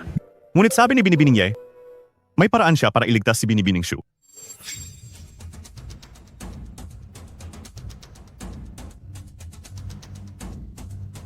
Itong si Binibining Shu ay tila isang taong kayang itaguyod ang negosyo ng pamilya. Binibini, hindi pa kayo lubos na magaling. Anumang mahalagang bagay ay hindi kailangang madaliin. Nasugatan ng malubha si Binibining Shu dahil sa akin. Paano ko ito matitiis? Walang kapantay ang galing ni Ginoong Zhou. Wala rin tayong maitutulong dito. Bakit kailangang magpakababa ng binibini? Ganyan pala ang tingin niyo sa akin. Ginoong Zhou, hindi iyon ang aming ibig sabihin. Nga pala, kumusta na si Binibining Shu? Nakulam siya. Kulam? Katulad ba ito ng kulam sa puso na tumama sa akin? Hindi. Mas malala ang kulam niya kaysa sa iyo. Ikaw ang unang nakulam at nadamay si Shuyan. Binibining Ye. Hindi ba dapat may alam ka rito? Ang pinakamalubhang kulam sa mundo ay nagmumula sa sektang Wugu. Ang kulam sa puso ay pag-aari nila. Ngunit ang pamilya Ye ay hindi kailanman nagkasala sa kanila. Bakit nila ako sasaktan? Marahil ay dahil ito sa darating na pagtitipon? May hindi po kayo alam? 30 taon na ang nakalipas, isang miyembro ng pamilya Nangong ang sumali sa sektang Wugu. Sayang, at nakatakas si Nangong Joe. Tila, ang pamilya Nangong ay isa na ngayong tau-tauhan ng sektang Wugu. Sektang Wugu, pagtitipon. Pag-usapan natin yan mamaya. Binibining Ye. Sabi mo kanina, may paraan para iligtas si Shuyan. Ano ang paraang iyon? Kahit ang Ginoong Zhou na nagturo sa kamahalang haring mediko ay walang paraan para iligtas si Binibining Shu. Ang mga sumpa sa mundo ay kaya kong gamutin. Pero ang sumpang ito, ang pinakamalupit na uod ay kailangang pakainin ng dugo. Kung mas malakas ang may-ari, mas malakas din ang uod na ito. At ang uod sa loob ni Shuyan, ang dugong sinipsip nito ay ang dugo ko noong nasa rurok ako para ito ay matanggal. Maliban na lang. Ganito ang nangyayari. Ang pagtitipon ay para sa pinuno, para salubungin ang makapangyarihang tao. Ang aming pamilya Ye ay may 2 slot para rito. Kung pupunta si Ginoong Zhou doon at makikita ang makapangyarihang tao, baka makahingi siya ng tulong para kay Binibining Shu at magiging maayos na ang lahat. Sige na, sabihin mo muna ang tungkol sa sektang Wugu. Ano ba ang pinagmulan nila? At bakit nila tinatarget ang pagtitipon? Maaaring hindi alam ni Ginoong Zhou. Ang sektang Wugu ay isang puwersa, nakapantay ng pintuan ng kawalang hanggan. At ngayong ang makapangyarihang tao ay malapit na ring lumabas. Kaya naman, ang sektang Wugu ay natatakot. Kaya gusto nilang gamitin ang pagtitipon para saktan ang makapangyarihang tao. Mga langgam lang silang lahat. Hindi nila ako kayang saktan. Ginoong Zhao, mag-ingat sa salita. Ang pagpapanggap bilang makapangyarihang tao ay may parusang kamatayan kung malalaman nila ito. Kahit ang aming pamilya Ye ay hindi ka mapoprotektahan. Panginoon, si Binibining Ye ay tama sa kanyang sinabi. Ang pintuan ng kawalang hanggan ang pinakamalakas. At ngayon nga, may makapangyarihang tao na lalabas. Wag mo silang kakalabanin. Hindi ordinaryo si Ginoong Zhao, pero kumpara sa kanya, sa totoong immortal na iyon, ay wala kang binatbat. Ang makapangyarihang tao na iyon ay iginagalang kahit ng pinuno ng pintuan ng kawalang hanggan.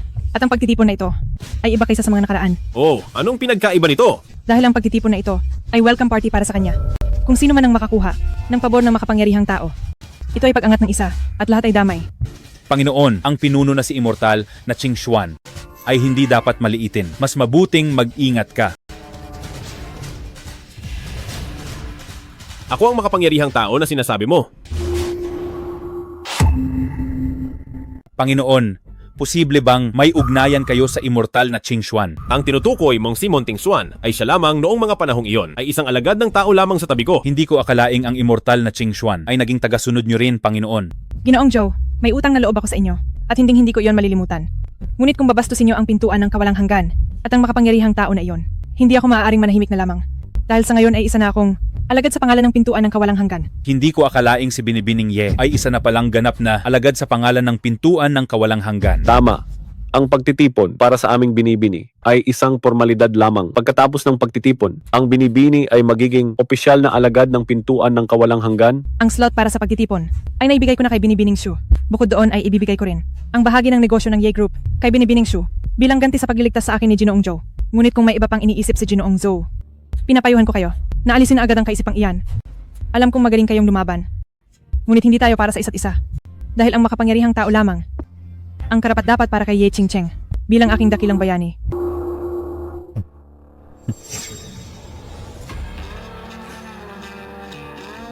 Noon ay namuhay kami ng aking kapatid sa nakatagong kaharian ng lungsod ng Dragon. Proyekto mo ay may ganoon palang pangalan. Ito ba ay isang hindi sinasadyang pagkakataon? O talagang nagbalik na ang isang lumang kaibigan? Panginoon, balak ng sektang Wugu na saktan kayo sa pagtitipon. Ang bagay na ito, dapat ba nating ipaalam sa pintuan ng kawalang hanggan? Wag na.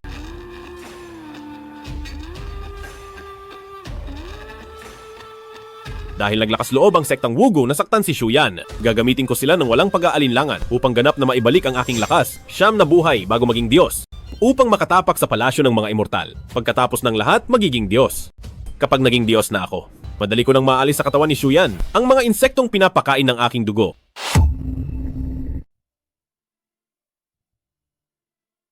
Matagal nang hindi bumabalik ang guro. Simple lang itong palasyo ng kawalang hanggan. Paano kung hindi masiyahan ang guro? Ano ang dapat kong gawin? Bakit hindi natin suriin kung ano ang gusto ng guro ngayon? At pagkatapos, nalaman namin na ang pamilya Shu ng guro ay ang developer ng larong ito at mukhang nagugustuhan ito ng guro.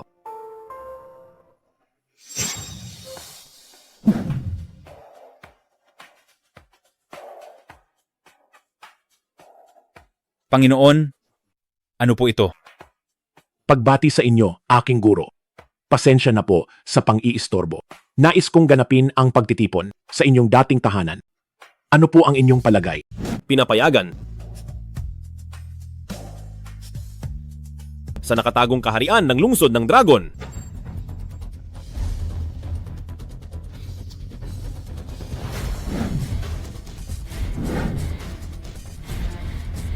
Lola, hindi ba't ang pagtitipon na ito ay laging sa pintuan ng kawalang hanggan? Bakit bigla na lang nagbago ang lugar ngayon? Ano bang alam mo? Ang nakatagong kaharian ng lungsod ng Dragon ay isang alamat, hindi pa ito kailanman binuksan bilang tirahan ng immortal. Doon talaga may naging immortal. At higit pa rito, isang makapangyarihang tao ang darating sa pagtitipon ngayon. Sinasabi nila na ang makapangyarihang taong ito ay ang mismong immortal na iyon. Talagang ang pinakamalakas na sekta. Naganapin ang pagtitipon sa mismong tirahan ng immortal. Tingnan mo sa likod ng batong pangsubok. Mayroong teleportation array na magdadala sa atin sa bulwagan ng nakatagong kaharian. Kaya naman mas maraming pamilya ang dumating ngayon kaysa dati. Kung si Senyorito Nangong ay makakapasok sa pintuan ng kawalang hanggan o makuha ang atensyon ng makapangyarihang tao na iyon, hindi ba't ang angkan ng Nangong ang magiging pinuno sa kabisera? Bakit siya nandito? Bakit ka naglalakas loob na pumunta rito? Ang hiyain si Senyorito Nangong ay isang malaking kasalanan. Kapag dumating ang pamilya Nangong, siguradong katapusan mo na. Pamilya Nangong? Ano ba ang pamilya Nangong? Jobay, tumahimik ka. Puro mga eksperto ang nasa pagtitipon. Ang ama ni Nangong Jue ay isang dakilang guro. Habang wala pa ang pamilya Nangong, umalis ka na agad. Saan ka pupunta? Ngayong nandito ka na, huwag ka nang umalis. Aalis. Kung aalis ako, paano matutuloy ang pagtitipon? Nakakatawa. Sino ka ba sa tingin mo? Huwag mong sabihing ang pagtitipon ay para sa iyo talaga. Tama ang sinabi mo. Ang pagtitipon na ito ay para nga sa akin. Ikaw. Lola, Jobay, ano itong pinagsasabi mong kalokohan? Ang makapangyarihang tao ng pintuan ng kawalang hanggan, ang tunay na immortal. Kung gusto mong mamatay, huwag mong idamay ang pamilya Shu. Walang sino man sa mundo ang kayang tumalo sa akin. Kahit ang immortal, ano ba siya sa tingin nyo? Kamalasan ka talaga. Naghahanap ka ng gulo. Senyorito Nangong, hahaha. Ang basurang ito at ang pamilya Shu ay walang kinalaman sa isa't isa. Huwag mo kaming idamay dahil sa kanya. Pwede ko namang palampasin ang pamilya Shu. Yung Shushuyan na nakita ko noon. Dalhin niyo siya sa kama ko ngayong gabi. Haha, ayos iyan, Senyorito Nangong. Madaling pag-usapan iyan. Pagkatapos ng pagtitipon na ito, ihahatid ko siya sa kama mo. Hahaha. Ayos. Nakikita mo ba? Ngayong gabi ang babae mo ay mapupunta sa kama ko. Hahaha. Tingin ko ayaw mo nang mabuhay. Aray. Ang kamay ko. Bitawan mo siya, ikaw na walang kwenta. Si Senyorito Nangong yan. Kapag sinaktan mo si Senyorito Nangong, hindi ka ba natatakot na maabala ang pintuan ng kawalang hanggan? At ang nakatatandang immortal na yon? Dahil ginalaw niya ang asawa ko, hindi lang ang kamay niya ang babaliin ko, pati ang leeg niya ay kaya kong baliin. Ikaw na walang kwentang tao. Ngayong araw ng pagtitipon, kapag naabala mo ang immortal ng pintuan ng kawalang hanggan. Kahit pa ang mga disipulo ng pintuan ng kawalang hanggan o kahit si King Xuan pa mismo ang pumunta rito, luluhod pa rin siya ng maayos sa harap ko at susunod sa bawat utos ko. Para turuan ng leksyon ang mga basurang tulad nyo. Nangahas kang bastusin ang kamahalang Qing Xuan. Talagang wala ka ng kinatatakutan. Dalawa lang ang pagpipilian mo. Humingi ka ng tawad o mamatay. Sino may lakas ng loob? Napilitin ang anak ni Nangong Ao na lumuhod at humingi ng tawad.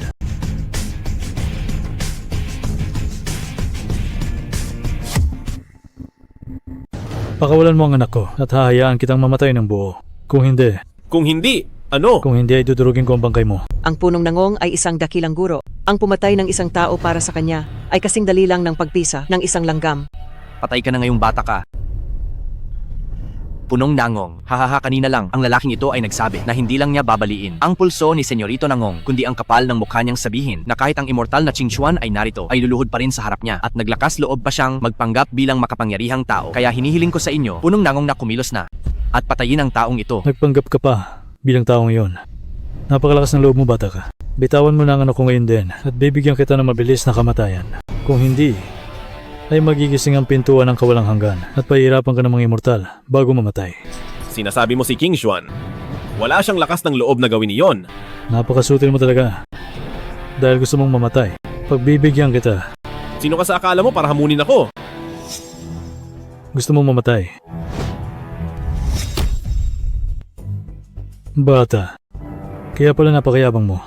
May ibubuga ka nga. Pero sayang lang, dahil ngayong araw ay katapusan mo na.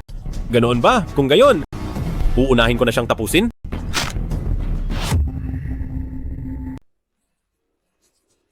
Lola, ang basurang ito ay talagang binali ang pulso ni Senyorito Nangong. Hindi ito ganoon kasimple.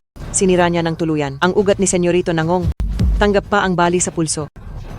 Pero ang sirang ugat, si Senyorito Nangong habang buhay ay hindi na makakapasok sa pintuan. Akala ko may kakayahan ang basurang ito na maging manugang sa bahay ng pamilya Shu. Hindi ko akalaing wala siyang galang at nangahas pa sa pagtitipon na manakit sa harap ng lahat. Ngayon hindi lang pamilya Nangong ang kinalaban kundi pati ang pintuan ng kawalang hanggan. Kahit pa malapit siya kay Haring Medico Li Changqing, tiyak na mamamatay siya. Shu yan. Ito ang pinili niyang asawa. Siguradong patay siya ngayon. Sinira mo ang aking ugat, pinutol mo ang aking tadhana. Ang itira ang iyong buhay ay isang malaking awa na... Bata, sinira mo ang ugat ng anak ko. Ano naman kung sirain ko ang ugat niya? Paulit-ulit niyang binastos ang asawa ko. Ang itira ang buhay niya ay isang malaking biyaya na kung mangangahas pa siyang muli, hindi lang ang buhay niya, kundi ang buong angkan ng Nangong ay mawawasak ng dahil dito. Ang pamilya Nangong ay isang siglong pamilya at nangangahas kang ubusin kami. Ano naman kung ubusin ko kayo? Punong Nangong pakiusap, patayin mo na ang taong ito ngayon din para magsilbing babala sa lahat. Hindi siya karapat-dapat na pumatay sa akin. Sino iyan? Na nangangahas na mag-ingay sa pagtitipon. Ito si Punong Xiao. Si Punong Xiao ay mula sa pintuan ng kawalang hanggan, isang elder sa labas. Ang antas niya ay mas mataas sa maestro ng martial arts. Hindi na siya karaniwang tao, kundi isang maalamat na kultibador. Ang basura ay basura talaga. Dahil lang may kaunting galing ka, ay nangahas ka na sa pagtitipon na gumawa ng gulo. Ngayong narito na, si Punong Xiao. Tingnan natin kung sino ang magliligtas sa kanya. Kultibador. Tingin ko ang basurang ito ay tiyak na mamamatay na ngayon. Elder Xiao siya nga yun.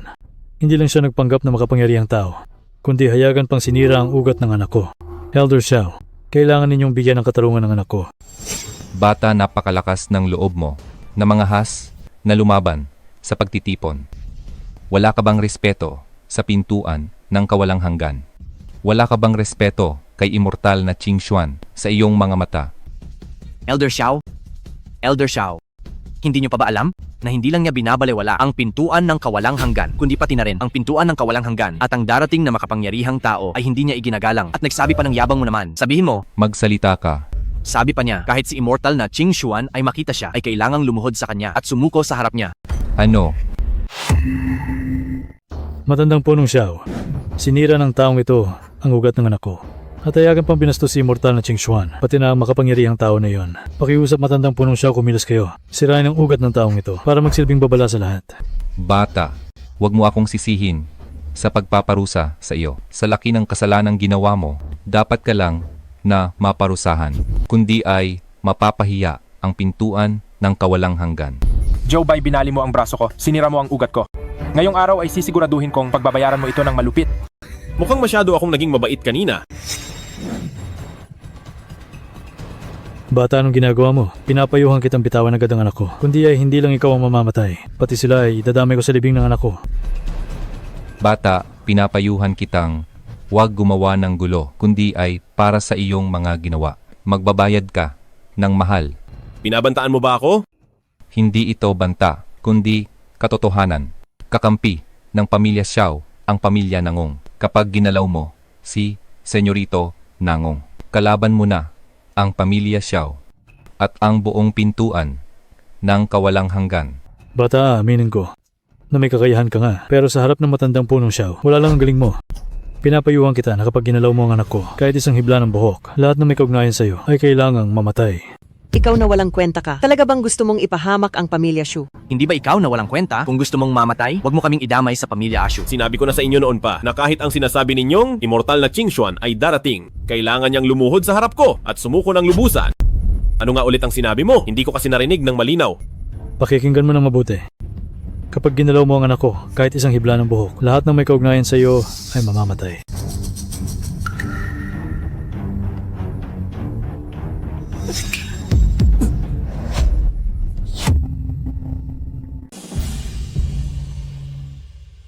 Lolo, gusto rin ba ng immortal ang mga laro ng tao? Haha! Hindi kailanman maglalaro ang immortal niyan. Pero mga merchandise ito ng laro. At galing pa ito sa proyekto ng isang maliit na pamilya. Ang pagtitipong ito ay inayos mismo ni immortal na Qing Xuan. May kinalaman kaya ang pamilyang ito kay immortal na Qing Xuan? Posible kayang... Ano iyon? Ang wawa walang kwentang ito ay pipinatay si Senyorito Nangong. Baliw na.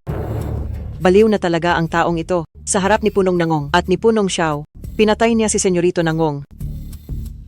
Lola, Shushu yan, ang galing ng napili mo. Ngayon, tapos na ang pamilya Xu. kasalanan ito ni Shushu yan. Kasalanan ito ni Shushu yan. Bata, nangahas kang patayin ng anak ko. Hindi ko siya pinatay, pinarusahan lang. Dalhin siya at paimumin ng banal na gamot ng langit at banal na ginseng. Baka sakaling maligtas pa siya. Mga tauhan, dalhin ang senyorito sa mansyon. Bata, Ngayong araw ay ipakikita ko ang tunay kong lakas dahil sinira mo ang ugat ng anak ko. Pagbabayarin kita ng dugo. Apoy ng timog. Kawili-wili. Pero hindi yan uubra sa akin. Ang apoy ng timog ng pamilya ng Ong. Kahit si Xiao Qianlong na isang kultibador ay matatakot dito. Pero nagawa ng batang ito na sirain ang aking apoy ng timog. Siya ba ay katulad ni Xiao Qianlong na isa ring kultibador? Hindi ito posible. Gaano lang ba siya katanda? Paano siya naging kultibador? Maliban na lang kung siya ang makapangyarihang tao na yon. Bata, huwag mong isiping dahil naharang mo ang isang tira ni punong nangong ay maaari ka nang maging bastos sa akin. Matandang punong siya. Hindi lang niya minaliit si immortal na Qingxuan. Nagpanggap pa siyang makapangyarihang tao, kaya ganyang ginawa ito sa pagtitipon. Pinatay niya ang anak ko sa harap ng lahat. Malinaw na wala siyang respeto sa pintuan ng kawalang hanggan at immortal na Qingxuan. Wala siyang pakialam sa kanila. Matandang punong Xiao. Pakiusap. Kayo na ang kumilos. Patayin ang taong ito para may paghiganti ang anak ko. Punong nangong, huwag kang mag-alala. Bibigyan ko ng katarungan ang anak mo. Matanda ka na pero, nasa pundasyon ka pa lang. Paano mo nagagawang ang kapal ng mukha mo sa harap ko? Bata, wala pa akong nakitang kasing yabang mo sa lahat ng mga kabataan. Sige, dahil gusto mo talagang mamatay. Huwag mo akong sisihin kung maging malupit ako. Xiao Qianlong. Malapit na ang pagtitipon bilang elder ng sekta. Nangahas kang makipag-away rito. May respeto ka pa ba sa batas? At kay immortal na Qingxuan. Ye Qingtian, anong ibig mong sabihin? Ang taong ito sa pagtitipon ay nanakit sa harap ng madla. Ito ay isang malalang kasalanan bilang punong elder ng sekta. Balak mo ba siyang protektahan? Alam mo pa pala na ako ang punong elder dito. Ye Qingtian, talaga bang nais mong abusuhin ang kapangyarihan para sa kanya? Alam mo bang nanakit siya sa publiko at sinugatan ang anak ni punong nangong? Binastos pa niya si immortal na Qingxuan at ang makapangyarihang tao na iyon. Kahit ikaw pa ang punong elder ngayon, hindi ko hahayaang protektahan mo siya. Jobay, totoo ba ang sabi ni Elder Xiao? Siyempre totoo ito. Lahat ng narito ay saksi. Binastos niya muna si immortal na Qingxuan. Nagpanggap bilang makapangyarihang tao. Nanggulo siya sa pagtitipon na ito at sinaktan ang aking anak. Ang kanyang mga kasalanan ay hindi na mabilang pa. Dapat siyang mamatay para sa lahat. Kamatayan lang ang magpapakalma sa amin. Matandang Jiye, bilang punong elder ng pintuan ng kawalang hanggan. Kung hindi ito maayos ng tama, sino pa ang gugustuhin maglingkod sa pintuan ng kawalang hanggan? Jobay, masyado kang padalos-dalos. Kung hindi ka lang sana nanakit, gamit ang katayuan ng aking lolo, siguradong mapoprotektahan ka niya. At nakalimutan mo na ba kung ano ang ipinunta mo rito? Isa lang siyang langgam. Ayos lang na mawasak siya para hindi na siya mang-api at manalanta sa mundo ng mga tao. Ikaw, talagang wala kang katuwiran. Hindi po, Binibining Ye, siya ang naghahanap ng gulo. Wala itong kinalaman sa aming pamilya Shu. Pakiusap, tulungan niyo kami. Jobay, gumawa ka ng gulo sa pagtitipon. Kahit pa ang lolo ko ang punong elder, hindi ka pa rin niya mapoprotektahan.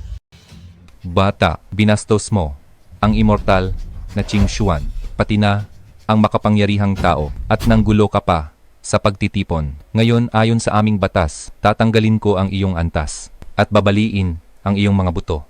May reklamo ka ba? Tatanggalin ang antas ko, babaliin ang mga buto ko. Hindi mo iyon kaya. Ang lakas ng loob mong bastusin ang punong Xiao. Talagang wala kang respeto sa pintuan ng kawalang hanggan. Kahit pa ang pintuan ng kawalang hanggan. Maging ang sinasabi ninyong immortal na Qingxuan sa aking paningin ay parang langgam lang kung malalaman niya na ganyan kayo makipag-usap sa akin. Siguradong malalagot kayong lahat. Napakayabang mo. Dahil gusto mo talagang mamatay. Huwag mo akong sisihin sa gagawin ko.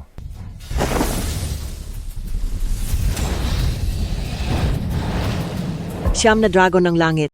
Xiao Qianlong, nagawa niyang makuha ang siyam na dragon ng langit. Ang binatang ito, kahit na mayroon siyang galing, pero laban sa siyam na dragon ng langit, siguradong mahihirapan siya. Lolo, maari po ba ninyong? Siyam na dragon ng langit. Ang sining na iyan sa iyong mga kamay ay nasasayang lamang. Mamatay ka na. Sige. Ngayong araw ay ipapakita ko sa iyo ang tunay na siyam na dragon ng langit. Sandali lang. Ye Ching Tian, bilang punong elder ng sekta, balak mo ba talagang protektahan ang batang ito na paulit-ulit na lumalapastangan sa nakakataas? Ang immortal na Qingxuan ay may mataas na paggalang sa makapangyarihang tao na ito. Kung siya nga talaga ang dakilang taong iyon, tiyak na ang kanyang talento ay pambihira. Elder Ye, huwag mong sabihing iniisip mong ang taong ito ay ang makapangyarihang tao na iyon? Kung siya ang makapangyarihang tao na yon, ako naman ay isang immortal sa langit. Lolo, patawad po. Dahil nahihirapan kayo ng dahil sa akin.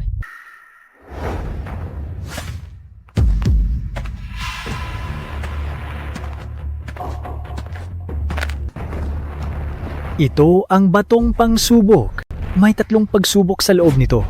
Ang makapasa sa unang antas ay may talentong ikatlong antas at magiging isang alagad sa pangalan ng pintuan ng kawalang hanggan tulad ng pamilya Ye at pamilya Xiao na naging tanyag na pamilya sa loob ng dantaon. Ang makapasa sa 2 antas ay magkakaroon ng talentong ikalawang antas at magiging isang opisyal na alagad tulad namin ni matandang punong Xiao na magbibigay ng biyaya sa mga apo at biglang aangat ang buhay.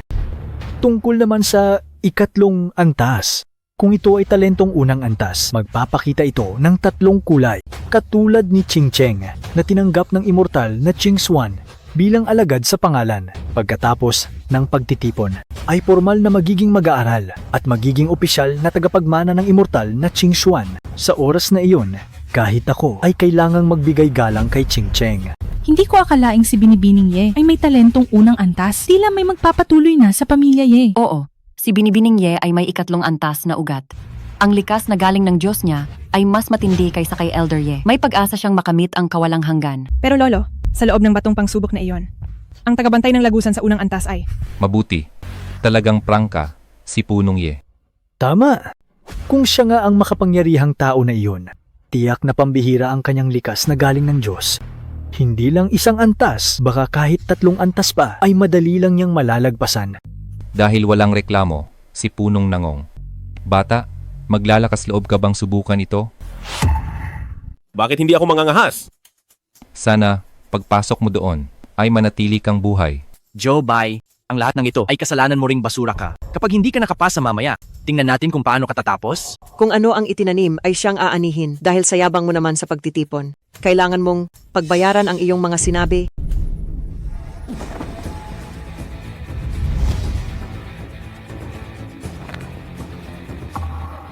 Itong si Munting Xuan, ano bang nakain niya? Ano pang hinihintay mo? Nandito na tayo sa puntong ito. Umaasa ka pa ring makakalaban. Hay nako, ang basura ay basura talaga. Hinding-hindi ka magiging tunay na dragon.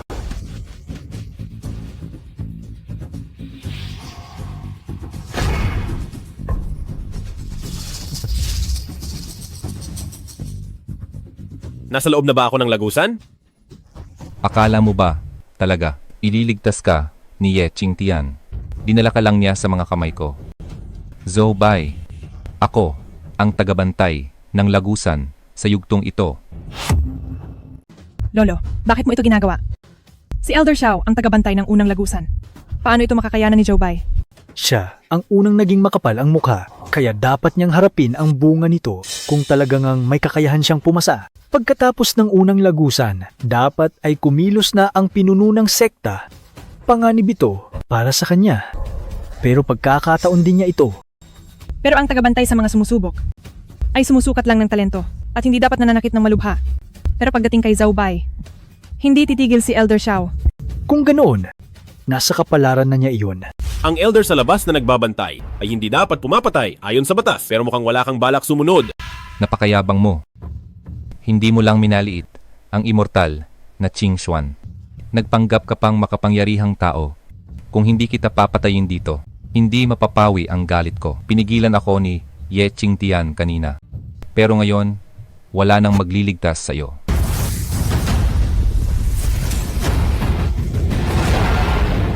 Sige, ganoon din ang iniisip ko.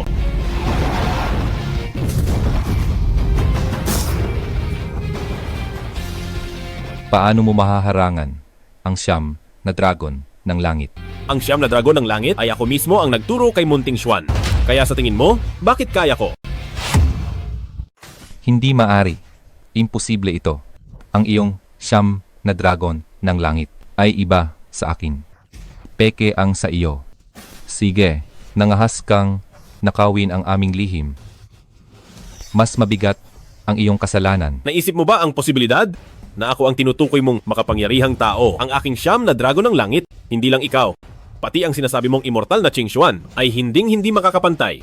Kalokohan, lalabas ako para tawagin ang lahat at ipapapatay kita.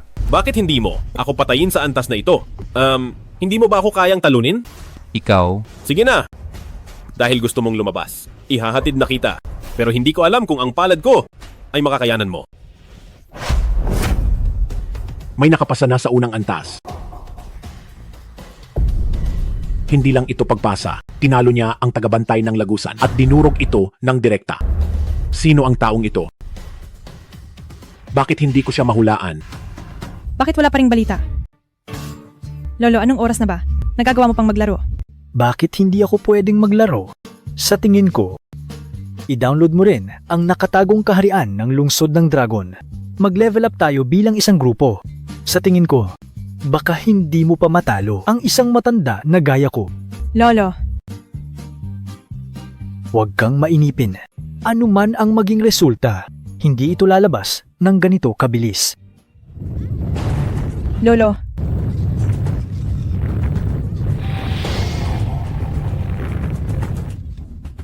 Nakapasa siya.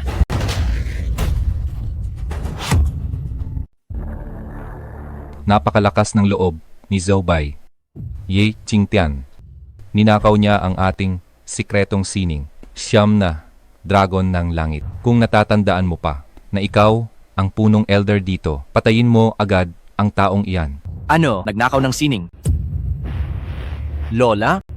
Zhou-Bai, pinahirapan mo kaming lahat. Siyam na dragon ng langit. Hindi iyan maaabot ng ordinaryong tao. Posible kaya na siya talaga ang makapangyarihang tao? Elder Xiao, huwag kang mag-alala. Susubukan ko siya ngayon. Dahil sa ikalawang yugto, ako ang nakatalagang bantay.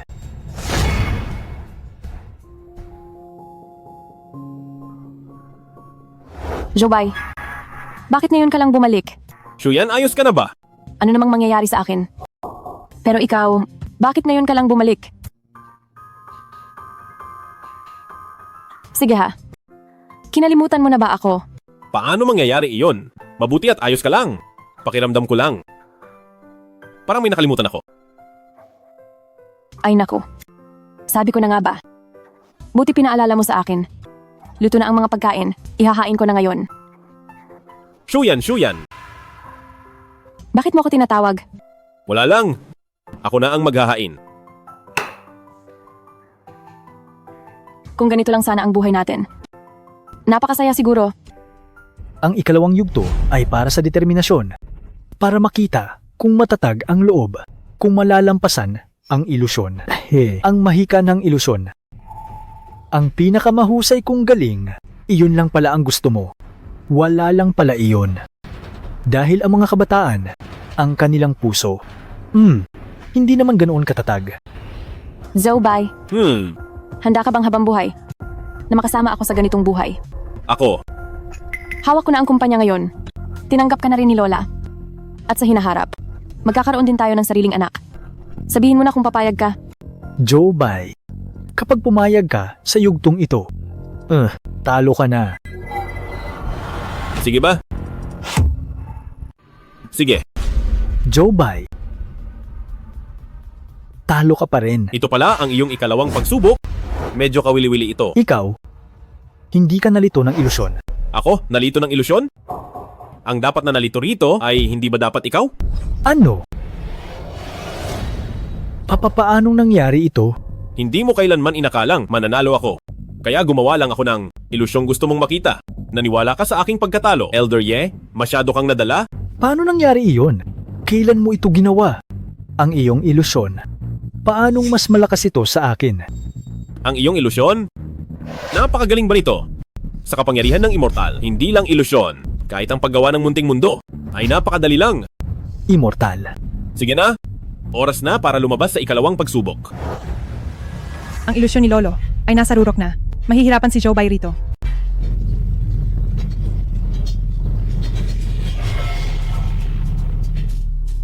Na nakapasa siya?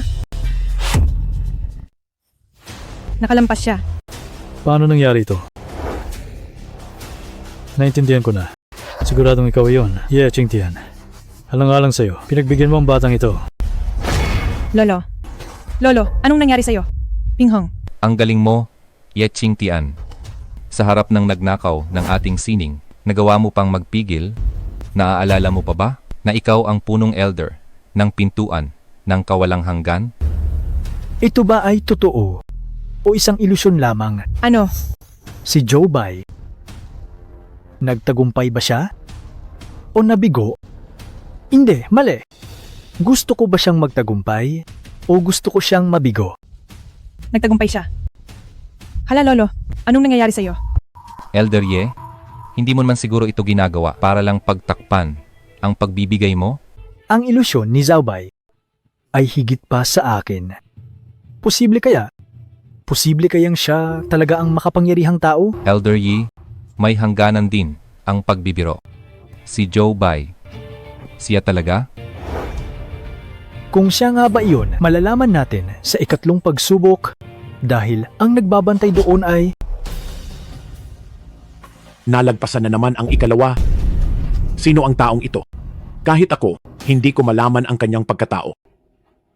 Maaari kayang...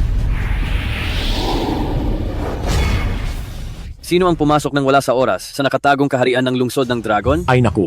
Munting Juan, hindi ko akalaing ikaw ang sa ikatlong pagsubok. AMP, ang tagal namang walang balita. Siguradong si Immortal na Qing Xuan ay tinapos na ang batang iyon. Hindi basta-basta kumikilo si Immortal na Qing Xuan. Paano mo na lamang tinapos na si Joe Bai? Kailangan pa bang itanong yan? Sinaktan muna ng batang iyon ang anak ko. Pagkatapos, ay ininsulto pa si Immortal na Qing Xuan at nagpanggap na makapangyarihang tao. Si Immortal na Qing Xuan ay paano siya hahayaang makapasa ng ganun lang? Hindi pa alam ito ni Immortal na Qing Xuan. Walang hanggan ang kapangyarihan ni Immortal na Qing Xuan. Napaka-importante ng pagtitipon na ito. Kung may gusto siyang malaman, ay madali lang iyon para sa kanya. Ito. Tapos na tayo, Lola. Ano na ang gagawin natin? Nagalit natin si Immortal na Qing Xuan? Anong gagawin natin si Immortal na Qing Xuan iyon? Nagawa nating galitin ang isang immortal.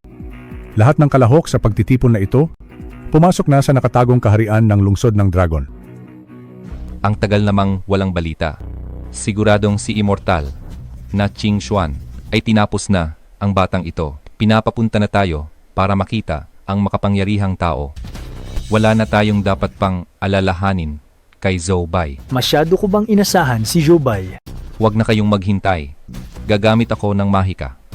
Sumama na kayong lahat sa akin.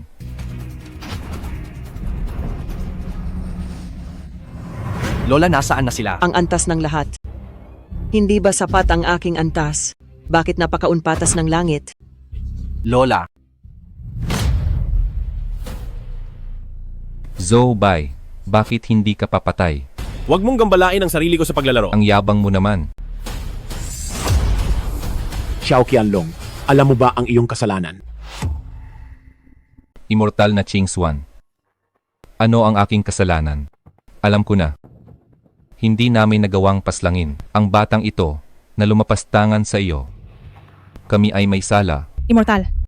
Hindi sinasadya ni Zhou Bai ang mambastos. Immortal na Qing Xuan.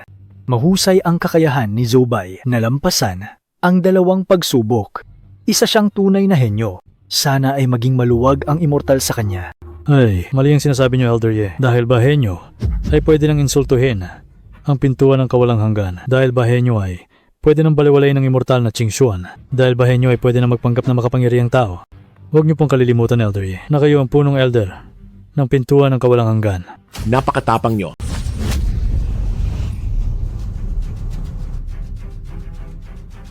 Alagad na Qing Xuan kasama ang lahat ay humihingi ng tawad sa guro. Ikaw pala ang guro ng Immortal na Qing Xuan. Si Zhou Bai pala ang guro ng Immortal na Qing Xuan. Kung ganoon siya pala ang aking dakilang ninuno.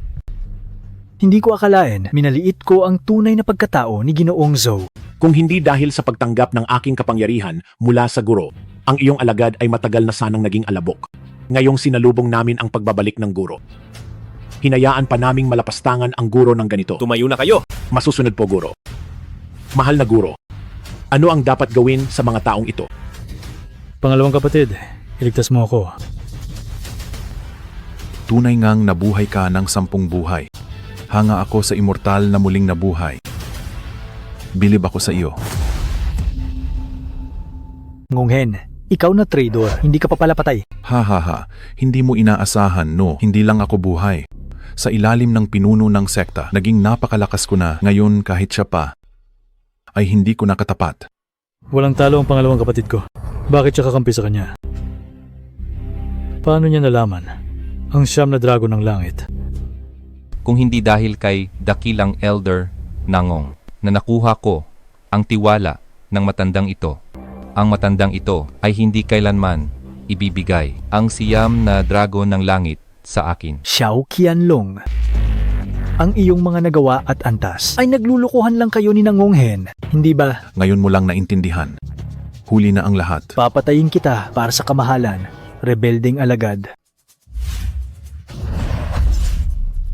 Lolo, bakit naging ganito? Si Lolo ay nasaktan ni Ngonghen sa isang tira lang. Hindi ko siya katapat at nagagawa mo pa akong hamunin. Hindi ko akalain na ang awa ko noon ay magiging ganitong kapahamakan. Ngayon ay oras na para linisin ang grupo.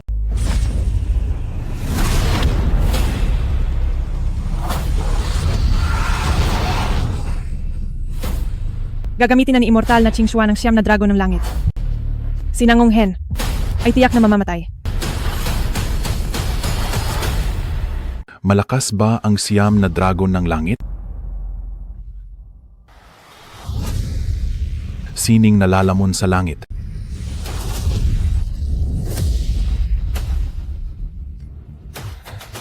Sining nalalamon sa langit, hindi ko akalain na ibibigay ng pinuno ng sektang Wugu ang masamang ipinagbabawal na sining na ito sa iyo. Kung wala akong ganitong paraan, bakit ko ilalantad ang aking pagkatao? Ang susunod sa akin ay uunlad. Ang lalaban sa akin ay mamamatay. Talo na si Qingxuan. Bakit hindi pa kayo lumuhod at sumuko? Handa kaming sumunod. Handa kaming sumunod. Isang hamak na sining nalalamon sa langit lang. Ay tinakot na kayo ng ganito? Munting Xuan, ito ba ang mga pinalaki mo? Binigo mo ako ng lubos. Pangalawang kapatid, huwag mong hahayaang makatakas ng taong ito. Bata, huwag ka nang magpanggap dito. Akala mo ba talaga ay hindi ko alam ang iyong pinagmulan? Kahit ang mga immortal ay siyam na buhay lang ang itatagal sa mundo. Kung pipiliting manatili sa mundo ng mga tao, ay makakatanggap ng sumpa ng langit. At ikaw ang nasa alamat na Diyos sa lupa na nabuhay ng 10 beses. Ang kataas-taasang celestial. 10 buhay na Diyos. Siya pala ay ang hindi maabot na 10 buhay na Diyos. Totoo ba ang lahat ng sinabi ni Zhou Bai? Ha. Sayang naman. Laban sa langit ang ginawa mo. Ayaw mong umakyat sa mundo ng mga immortal, kaya tinamaan ka ng sumpa ng langit. Ngayon, ikaw, gaano pa kaya karami ang natitira mong antas? Zhou Bai. 10 sumpa, yun lang pala ang alam nyo. Kahit 1% na lang ang natitira sa aking antas. Napakadali lang kitang patayin. Ginoong Zhao, nakikiusap ako. Iligtas niyo ang aking lolo. Basta't mailigtas niyo ang aking lolo. Handa si Qingcheng na maging alipin at katulong. At pagsilbihan kayo habang buhay. Wala nang silbi. Wasak na ang puso ko. Wala nang pag-asa. Ginoong Zhao, huwag na po kayong mag-aksaya ng lakas sa matandang ito. Huwag na po kayong magpagod pa. Kapag gusto kong mamatay ang isa, kahit ang pinakamataas na Diyos ay hindi siya maililigtas. Kapag gusto kong mabuhay ang isa, kahit ang hari ng impyerno ay matatakot sa akin.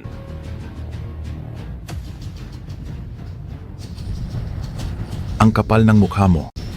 Ngayong araw, ako ay pumatay ng mga Diyos at ipapadala kitang 10 buhay na Diyos sa Yellow Springs.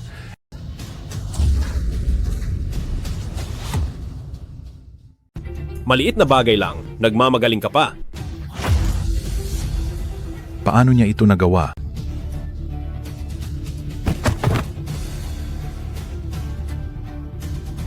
Magaling na ako. Salamat, Joe. Pinunong Zhou. Gaya ng inaasahan sa 10 buhay na Diyos. Kahit ang sining na lalamon sa langit ay walang talab sa iyo. Ha ha ha ha. Pinuno ng sektang Wugu. Paslit na Ching Xuan. Hindi ko akalaing lumipas ang maraming taon. Naaalala mo pa ako.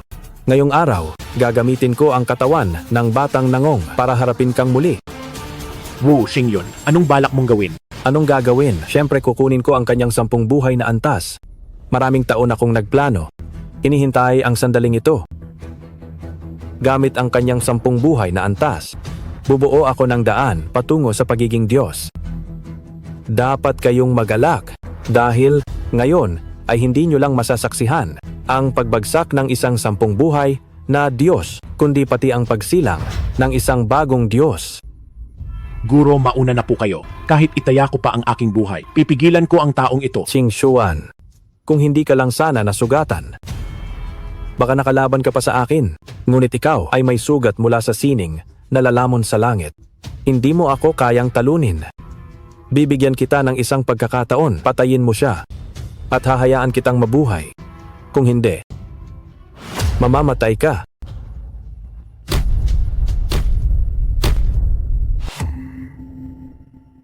May sapat ka bang kakayahan para patayin ako? Malapit ka na mamatay. Matigas pa rin ang iyong ulo. Akala mo ba ay hindi ko alam na nasugatan ka ng sumpa ng langit? Kaya hindi mo magamit ang iyong antas. Kaysa naman masayang lang ito. Ibigay mo na lang ito sa akin. Ching Xuan, kumilos ka na. Pwe, kahit mamatay pa ako ngayong araw, hindi kita hahayaang magtagumpay. Gusto mo bang mamatay? Mamatay ka na. Zhou Bai, ayos ka lang ba? Zhou Bai. Maraming taon ko itong pinlano at sa wakas ay nagtagumpay na ako. Ano naman kung isa kang immortal? Ako mismo ang hihigop sa iyong antas ngayon para sa aking landas patungong immortalidad. Ito na ang huling araw ng buhay mo.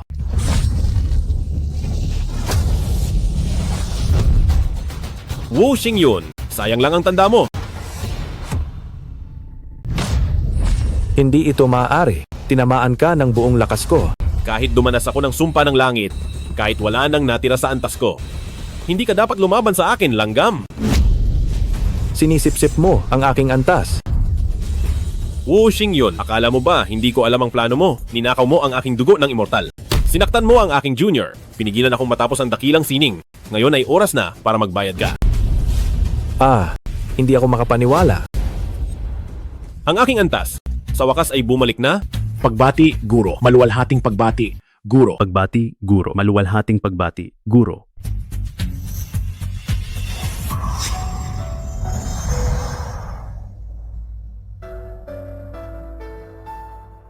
Shuyan, ligtas ka na. Sayang, at hindi na kita masasamahan. Baliwala ang mundo ng mga immortal. Kailangan ko nang pumunta sa mundo ng mga Diyos.